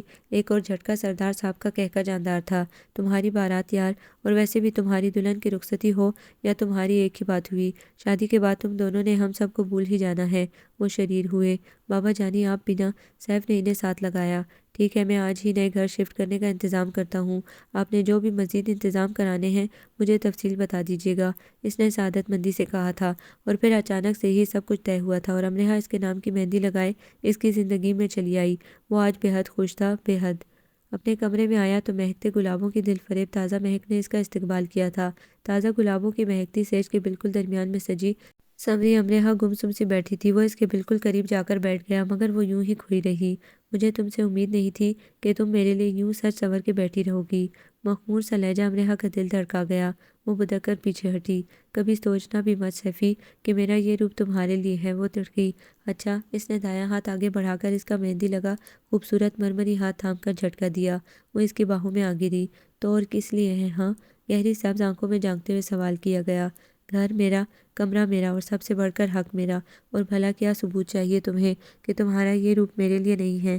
اس کی گرم سانسیں امرہ کا چہرہ جلانے لگی۔ وہ فوراً پلکیں جھکا گئی۔ تو تم نے وعدہ کیا تھا سیفی، جب تک میں تمہیں قبول نہ کروں تم۔ وہ خوفزدہ ہوئی تھی۔ سیف مسکرایا اور دھیرے سے سیدھا کرتے ہوئے اسے واپس اسی حالت میں بٹھا دیا۔ حالات چاہے جو بھی رہے ہوں امرہ، لیکن مجھے مان تھا کہ تم کم از کم مجھے بے حد اچھی طرح جانتی ہو۔ بے حد دھیما لہجہ۔ میں بھی یہی سمجھتی تھی سیفی، مگر تم نے مجھے غلط ثابت کر دیا۔ وہ اداسی سے بولی تھی۔ ہو سکتا ہے اب کی بار تم مجھے سمجھنے میں غلطی کر رہی ہو۔ جادوگر نے منتر پڑھنا شروع کیا تھا۔ ایک مدت کے بعد وہ اسے کمزور کرنا چاہتا تھا، مگر وہ کمزور نہیں پڑنا چاہتی تھی۔ تو میں دعا کروں گی کہ میں غلط ہی ہوں سیفی، لیکن جو کچھ میرے سامنے ہوا اور میں نے برداشت کیا وہ مجھے ایسے ہی سوچنے پہ مجبور کر رہا ہے۔ وہ قطعی لہجے میں بولی، سو یہ بھی تو ہو سکتا ہے کہ اگر میں ایسا نہ کرتا تو تمہیں اس سے بھی کہیں زیادہ برداشت کرنا پڑ جاتا۔ وہ شاید اسے جیتنا چاہتا تھا۔ مجھے نیند آ رہی ہے۔ وہ رخ پھیر کر بیڈ سے نیچے اترنے لگی۔ جب سیف نے دوبارہ دھیمے سے اس کا ہاتھ تھام لیا، وہ چونک کر اسے دیکھنے لگی۔ تمہارے لیے یہ وقت بھلے قیمتی نہ ہو، لیکن میں یہ لمحے کھونا نہیں چاہتا، کہتے ہوئے اس نے ایک خوبصورت قیمتی سونے کا نفیس سا بریسلٹ اس کے ہاتھ میں پہنا دیا۔ میری زندگی مکمل کرنے کے لیے شکریہ۔ اس نے امرحا کے اسی ہاتھ پہ بوسہ دیا اور پھر کسی معمول کی طرح جا کر صوفے پہ لیٹ گیا۔ صرف کچھ لمحوں بعد ہی کمرے میں اس کی پرسکون نیند بھرے خراٹے گونج رہے تھے۔ امرحا اس کے سبھی چہرے پہ نظریں جمائے دیر تک اپنا تکیہ بھگوتی رہی۔ چاچی اگر آپ مناسب سمجھیں تو میں آج امی کے گھر چلی جاؤں۔ آج اس گھر میں اس سے آئے دوسرا دن تھا۔ خفا خفا حصی سہی وہ اس کے آس پاس موجود تھی۔ یہی سیف علی وزیر کے لیے کافی تھا۔ اس کی مدھم آواز پہ ناشتہ کرتے سیف نے ایک گہری نگاہ اس کے دلکش سراپے پہ ڈالی تھی۔ وہ کافی کمزور ہو گئی تھی، رنگت میں زردیاں سی گلی تھیں۔ شیفون کے زرد اور سبز رنگ کے خوبصورت لباس میں وہ کسی انچھوئے پھول کی طرح معطر اور پاکیزہ لگ رہی تھی۔ سیف کو اس پہ جان تک نچھاور کر دینے کا دل کیا، مگر خود کو انجان بنائے وہ چائے کی چسکیاں ہی لیتا رہا۔ یہ بھی بھلا کوئی پوچھنے کی بات ہے؟ تمہارا جب دل چاہے تم سیفی سے کہہ دیا کرو، وہ تمہیں چھوڑ آیا کرے گا۔ شمیم اختر نے فوراً اسے مطمئن کیا تھا۔ سن رہے ہو نا سیفی، جب بھی امرحا کا دل کرے اسے اپنے گھر چھوڑ آیا کرو۔ شمیم اختر نے بے نیاز سے انداز میں ناشتہ کرتے سیف کو مخاطب کرتے ہوئے کہا۔ یہی اب اس کا اپنا گھر ہے امی۔ کالی آنکھوں میں رنجشوں کا خمار تھا۔ ہلکی ہلکی بڑی شیو نے اس کی شخصیت کو مزید نکھار بخشا تھا۔ امرحا ایک گہری نظر اس پر ڈال گئی۔ تو اس نے کب کہا ہے یہ ہمیشہ کے لیے وہاں جانا چاہتی ہے؟ وہ بھی اس کا اپنا گھر ہے، سمجھے؟ شمیم نے اس کے کان کھینچے۔ مذاق کر رہا تھا امی، ویسے پہنچا تو میں آؤں گا مگر واپس اسے خود آنا پڑے گا۔ اس نے چائے کا کپ اٹھاتے ہوئے کہا۔ نظریں امرحا کے چہرے پہ جمی تھیں۔ کیا مطلب؟ انہوں نے فوراً پوچھا۔ اس کی بات پہ امرحا نے بھی اس کی طرف دیکھا تھا۔ وہ اسے خفا خفا سے لگا۔ امرحا کے دل نے ایک بیٹ مس کی۔ مطلب یہ کہ مجھے ایک ضروری کام سے 2 ماہ کے لیے شاید آج شام فلائٹ سے سنگاپور جانا پڑے، تو ظاہر ہے اب اتنی دور سے تو میں ان محترمہ کو پک اینڈ ڈراپ کی سہولت دینے سے قاصر رہا۔ خفا خفا سی نظروں سے امرحا کو دیکھتے ہوئے اس نے ماں کو جواب دیا۔ امرحا نظریں پھیر چکی تھی۔ ایسا کیا شادی کو 2 دن نہیں ہوئے اور تم نئی نویلی دلہن کو اکیلا چھوڑ کر اتنی دور چلے جاؤ گے؟ ہرگز نہیں، انہوں نے صاف منع کر دیا اور کہہ کر کچن کی طرف بڑھ گئی۔ باہر گلی میں ہارن سنائی دیا تھا۔ انم وین آ گئی تمہاری، سیف نے ناشتہ کرتی انم کو کہا تو وہ تیزی سے بیگ اٹھائے باہر نکل گئی۔ اکیلا کون ہے آپ کیا جانے امی؟ وہ شاید اسے سنانے کے لیے مدھم آواز میں بولا تھا۔ وصل ہوتے ہوئے ہجر کی آگ میں جلنے سے بہتر ہے مکمل ہجر کوئی اپنا نصیب بنا لیا جائے۔ ویسے بھی دلہن کو شاید ہمارے بغیر ہی یہ گھر اچھا لگے، کہہ کر وہ اٹھ گیا۔ امرحا کا دل ڈوب سا گیا تھا۔ اس نے دل ہی دل میں اپنے دشمن جاں کی لمبی عمر اور سلامتی کی دعا کی تھی۔ مسز ابرار، اللہ کا بہت بہت شکر کہ اس نے آپ کی معصوم بچی کو بچا لیا ان ظالم لوگوں سے۔ یہ ان کی کلیگ تھی مسز شفقت، جو امرحا اور شاہزین کا رشتہ ٹوٹنے پہ سب سے زیادہ دل گرفتہ ہوئی تھیں۔ ہمیں یہ سب پہلے سے معلوم ہو گیا تھا۔ میرا داماد انٹیلیجنس آفیسر ہے، تو اس لیے ہم نے فوراً ہی رشتہ ختم کر دیا تھا۔ سویرا خاتون نے ہاتھوں میں پکڑے اخبار پہ بار بار نظریں دوڑاتے انہیں جواب دیا، مگر دل ہی دل میں وہ خود بھی اس وقت اپنے پروردگار کے حضور تشکر میں مصروف تھیں۔ چلیں جو بھی ہوا اچھا ہوا، اللہ امرحا بیٹی کو ہزاروں خوشیاں دیں۔ دعائیں دیتی مسز شفقت رخصت ہوئیں تو وہ دوبارہ اخبار پڑھنے لگی۔ مشہور بزنس مین شاہزین داور لڑکیوں کے اغوا اور بیرون ملک اسمگل کرنے کے جرم میں گرفتار۔ نیچے تفصیلات بھی درج تھیں کہ کس طرح اس کے کرندے اور وہ لڑکیوں کو اپنے جال میں پھانس کر یا تو گھر سے بھاگنے پہ مجبور کر دیتے یا پھر زبردستی اغوا کر لیتے، اور پھر ساری عمر وہ معصوم لڑکیاں گناہ کی دلدل میں زندگی گزارنے پہ مجبور ہو جاتی۔ تفصیلات کے مطابق گواہ اور ثبوت بے حد پائیدار تھے، سو شاہزین کو سخت سزا متوقع تھی۔ یا اللہ، یہ میں کیا کرنے جا رہی تھی؟ دولت کے لالچ نے میری آنکھوں پہ پٹی باندھ دی تھی، مگر سر شکر کہ تو نے میری بیٹی کو بچا لیا۔ وہ رونے لگی۔ امی، اندر آتی امرحا بھاگ کر ماں کے پاس آئی۔ کیا ہوا امی پلیز؟ وہ انہیں اس طرح روتا دیکھ کر بے طرح پریشان ہو گئی۔ سویرا اسے یوں اچانک اپنے سامنے دیکھ کر حیران ہو کر آنسو پوچھنے لگی۔ تم اتنی صبح خیریت تو ہے؟ سیف کہاں ہے؟ کیا اکیلی آئی ہو؟ ان کا دل کسی خدشے کے تحت لرز اٹھا۔ میرا دل نہیں لگتا امی وہاں، مجھے سیف کے ساتھ نہیں رہنا، میں اسے معاف نہیں کر سکتی، وہ مجھے چھوڑ کر واپس چلے گئے، انہیں آج ملک سے باہر جانا ہے۔ اس نے مکمل بات صاف صاف بتائی۔ کیا مطلب امرحا؟ کیا وہ تم سے خفا ہو کر جا رہا ہے؟ انہوں نے کندھے سے پکڑ کر اسے جھنجھوڑ دیا تھا۔ مجھے نہیں پرواہ امی، ہوتا رہے خفا۔ وہ نظریں چراتے ہوئے بولی۔ دل نے مکمل طور پہ اس کی باتوں کی تردید کی تھی۔ یہ دیکھو امرحا، گناہگار وہ نہیں، اس نے تو سب ہماری بھلائی کے لیے کیا۔ ٹھیک ہے اس کا طریقہ غلط تھا، مگر سوچو میں نے اس کے لیے کوئی راہ بھی تو نہیں چھوڑی تھی۔ انہوں نے آج کا اخبار اسے کھول کر دکھاتے ہوئے کہا، جو تقریباً شاذین اور اس کے گروہ کے کالے دندوں کے انکشافات سے بھرا پڑا تھا۔ وہ جوں جوں پڑھتی جا رہی تھی، دل خوف سے لرزا جا رہا تھا۔ کیسا انسان اس کا جیون ساتھی بننے جا رہا تھا؟ اس کی آنکھوں سے آنسو جاری ہو گئے۔ کتنی بڑی غلطی کرنے جا رہی تھی، وہ اس سے ہی خفا کر دیا تھا جو اس کا مسیحا، اس کا چارہ گر تھا۔ وہ پھوٹ پھوٹ کر رو دی۔ یہ میں نے کیا کیا امی؟ اپنے ہی ہاتھوں سے اپنی خوشیاں اجاڑنے لگ گئی، وہ سسکی۔ نہیں میری جان، سویرا نے اسے ساتھ لگاتے ہوئے محبت سے اس کے سنہرے بالوں میں ہاتھ پھیرتے ہوئے کہا، ابھی بھی دیر نہیں ہوئی، جاؤ سیف کو روک لو۔ انہوں نے اسے تسلی دی، مگر وہ ابھی میرے ساتھ ہی نکلے تھے امی، اور انہوں نے چاچی سے کہا تھا کہ ہو سکتا ہے شام تک وہ ڈائریکٹ ہی نکل جائیں۔ وہ ہچکیاں لیتے ہوئے انہیں بتانے لگی، تم سیف کو فون کرو، میں خود تمہیں وہاں چھوڑ آؤں گی۔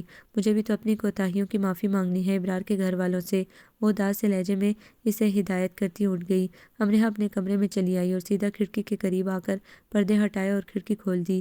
باہر دھند چھائی تھی، مگر اب چھٹنے کے قریب تھی۔ سردی جیسے اس کی نس نس میں گھسنے لگی۔ اس نے کانپتے ہاتھوں سے سویٹر کی جیب سے موبائل نکالا اور ڈرتے ڈرتے سیف کا نمبر ملانے لگی۔ دوسری طرف فون بند ہونے کی اطلاع سن کر اس کے دل کی دھڑکنیں بند ہونے لگیں۔ تبھی اس کے موبائل پہ میسج ٹون بجی تھی۔ اس کے کسی دوست کا پیغام تھا، نئے سال کے لیے وش کیا تھا اس سے۔ آج دسمبر کی آخری رات ہے، مطلب نیو ایئر نائٹ ہے۔ یاد آتے ہی اس کا دل بجھ سا گیا۔ وہ بار بار کال ملانے لگی، تھک ہار کر اس نے فون واپس رکھ دیا۔ معاف کر دے مجھے سیف، پلیز لوٹ آئیں، اس نے دل سے دعا کی تھی۔ امرحا نے بوجھل دل کے ساتھ دور اٹھتی دھند پہ نگاہ ڈالی تھی۔ دسمبر جا رہا تھا، دسمبر کی نشانیاں چار سو بکھری تھیں۔ ان کے گھر کے صحن میں، دوسرے کے صحن میں، سامنے گلی میں، پکے روڈ پہ، ہر جا سوکھے زرد پتوں کی کچلی اوندھی ہوئی لاشیں پڑی تھیں۔ کہیں دسمبر اس کی جھولی میں بھی یہ زرد موسم نہ چھوڑ جائے ہمیشہ کے لیے۔ وہ کانپ گئی۔ دسمبر کی اداسی آج پہلی دفعہ زندگی میں اس نے محسوس کی تھی۔ اس سے پہلے کیوں نہیں؟ اسے خیال آیا، کیوں اس کی محبت اس کے ساتھ تھی؟ سیفی کی توجہ ہی تو اس کے سارے موسم گل بنا دیتی تھی۔ اندر سے ہی جواب آیا۔ امرحا چونک گئی۔ بجلی کسی تیزی سے ایک خیال اس کے ذہن میں چمکا۔ اس نے دوبارہ سے فون نکالا اور سیف کے پرانے پیغامات نکال کر پڑھنے لگی۔ صرف چند پیغامات کے بعد ہی اس کا مطلوبہ پیغام اس کے سامنے تھا۔ اس نے اپنے پیا کو خود ناراض کیا تھا، اپنے مجازی خدا کو ناراض کر دیا تھا، اور اسے منانے میں، اس سے اپنی محبت اور وفا کا اظہار کرنے میں اسے کوئی لاج نہ تھی۔ اس نے دھیمے دھیمے پڑھنا شروع کیا۔ کبھی پت جھڑ دسمبر میں، اگر ہم تم جو مل جائیں، دسمبر موسم گل ہو، مکمل ہو۔ وہ مسکرائی تھی اور پیغام سیف کو ہی فارورڈ کر دیا تھا۔ نئے سال کی نئی خوشیوں کو پانے کے لیے شاید اسے انتظار کرنا تھا، مگر وہ نا امید نہ تھی۔ سارا دن ادھر سے ادھر گاڑی دوڑاتے اب اس کے ہاتھ چھل ہونے لگے تھے۔ اس نے امرحا سے جو وعدہ کیا تھا وہ اسے ہر حال میں نبھاتا تھا، اور امرحا اس کے آس پاس ہوتی تو اسے خود پہ قابو پانا جاگسل لگتا۔ تبھی اس نے امرحا سے باہر جانے کا جھوٹ بولا تھا۔ وہ اس شہر میں کہیں بھی رہ سکتا تھا، اس کے لیے کوئی مسئلہ نہیں تھا۔ وہ امرحا سے دور رہنا چاہتا تھا، کم از کم اس وقت تک جب تک امرحا کے ذہن پہ چھائی گرد ساری حقیقت سامنے آنے پہ چھوٹ نہ جائے۔ شام قریب تھی، دھند اترنے لگی تھی، اس کا دل اداس ہونے لگا۔ تبھی اسے خیال آیا کہ اس نے صبح سے اپنا سیل فون آف کر رکھا تھا۔ اس نے گاڑی روکی اور سیل آن کر دیا، اور آن ہوتے ہی سیل بجنے لگا تھا۔ اس کے اسسٹنٹ کی کال تھی۔ اس نے فوراً کال پک کی۔ ہاں بلال بولو۔ مبارک ہاں سر، کامیابی ہمارا مقدر بنی، اخبارات دیکھے آپ نے؟ بلال کی چہکتی آواز نے اسے اندر تک مسرور کیا تھا۔ کچھ دیر یوں ہی بات کر کے اس نے کال بند کر دی۔ کافی مسڈ کالز، الرٹ اور پیغامات بھی اس کے منتظر تھے۔ یوں ہی لسٹ پہ نظر دوڑاتے ہوئے اسے شدید حیرت کا جھٹکا لگا۔ امرحا کی طرف سے کتنی ہی مسڈ کالز تھیں۔ اس نے پیغامات کھولے اور امرحا کے نام پہ پریس کر دیا۔ امرحا کی طرف سے موصول ہونے والا اکلوتا پیغام اس کے سامنے تھا۔ اس کے لبوں پہ مسکراہٹ بکھری تھی۔ اتنا خوبصورت اعتراف اسے اتنے خوبصورت طریقے سے لوٹایا جائے گا، وہ امید بھی نہیں کر سکتا تھا۔ یہ میری زندگی جانا، جو تم آؤ مکمل ہو، دسمبر موسم گل ہو، گھر کی ٹیرس پہ تمہارا منتظر، صرف تمہارا سیفی۔ اس نے ٹائپ کر کے سینڈ کا بٹن دبا دیا۔ سارے دن کی آوارہ گردی کے بعد اب وہ گنگناتے ہوئے اپنی منزل کی طرف رواں دواں تھا، جہاں صرف چند گھنٹے باقی تھے زندگی کے ایک نئے خوبصورت اور مکمل سال ہونے میں، اور وہ اس مکمل زندگی کا بھرپور استقبال کرنا چاہتا تھا۔ آپ کو یہ ناول کیسا لگا؟ کمنٹس میں اپنی رائے ضرور دیں۔ ہمارے چینل کو لائک کریں، سبسکرائب کریں، شیئر کریں۔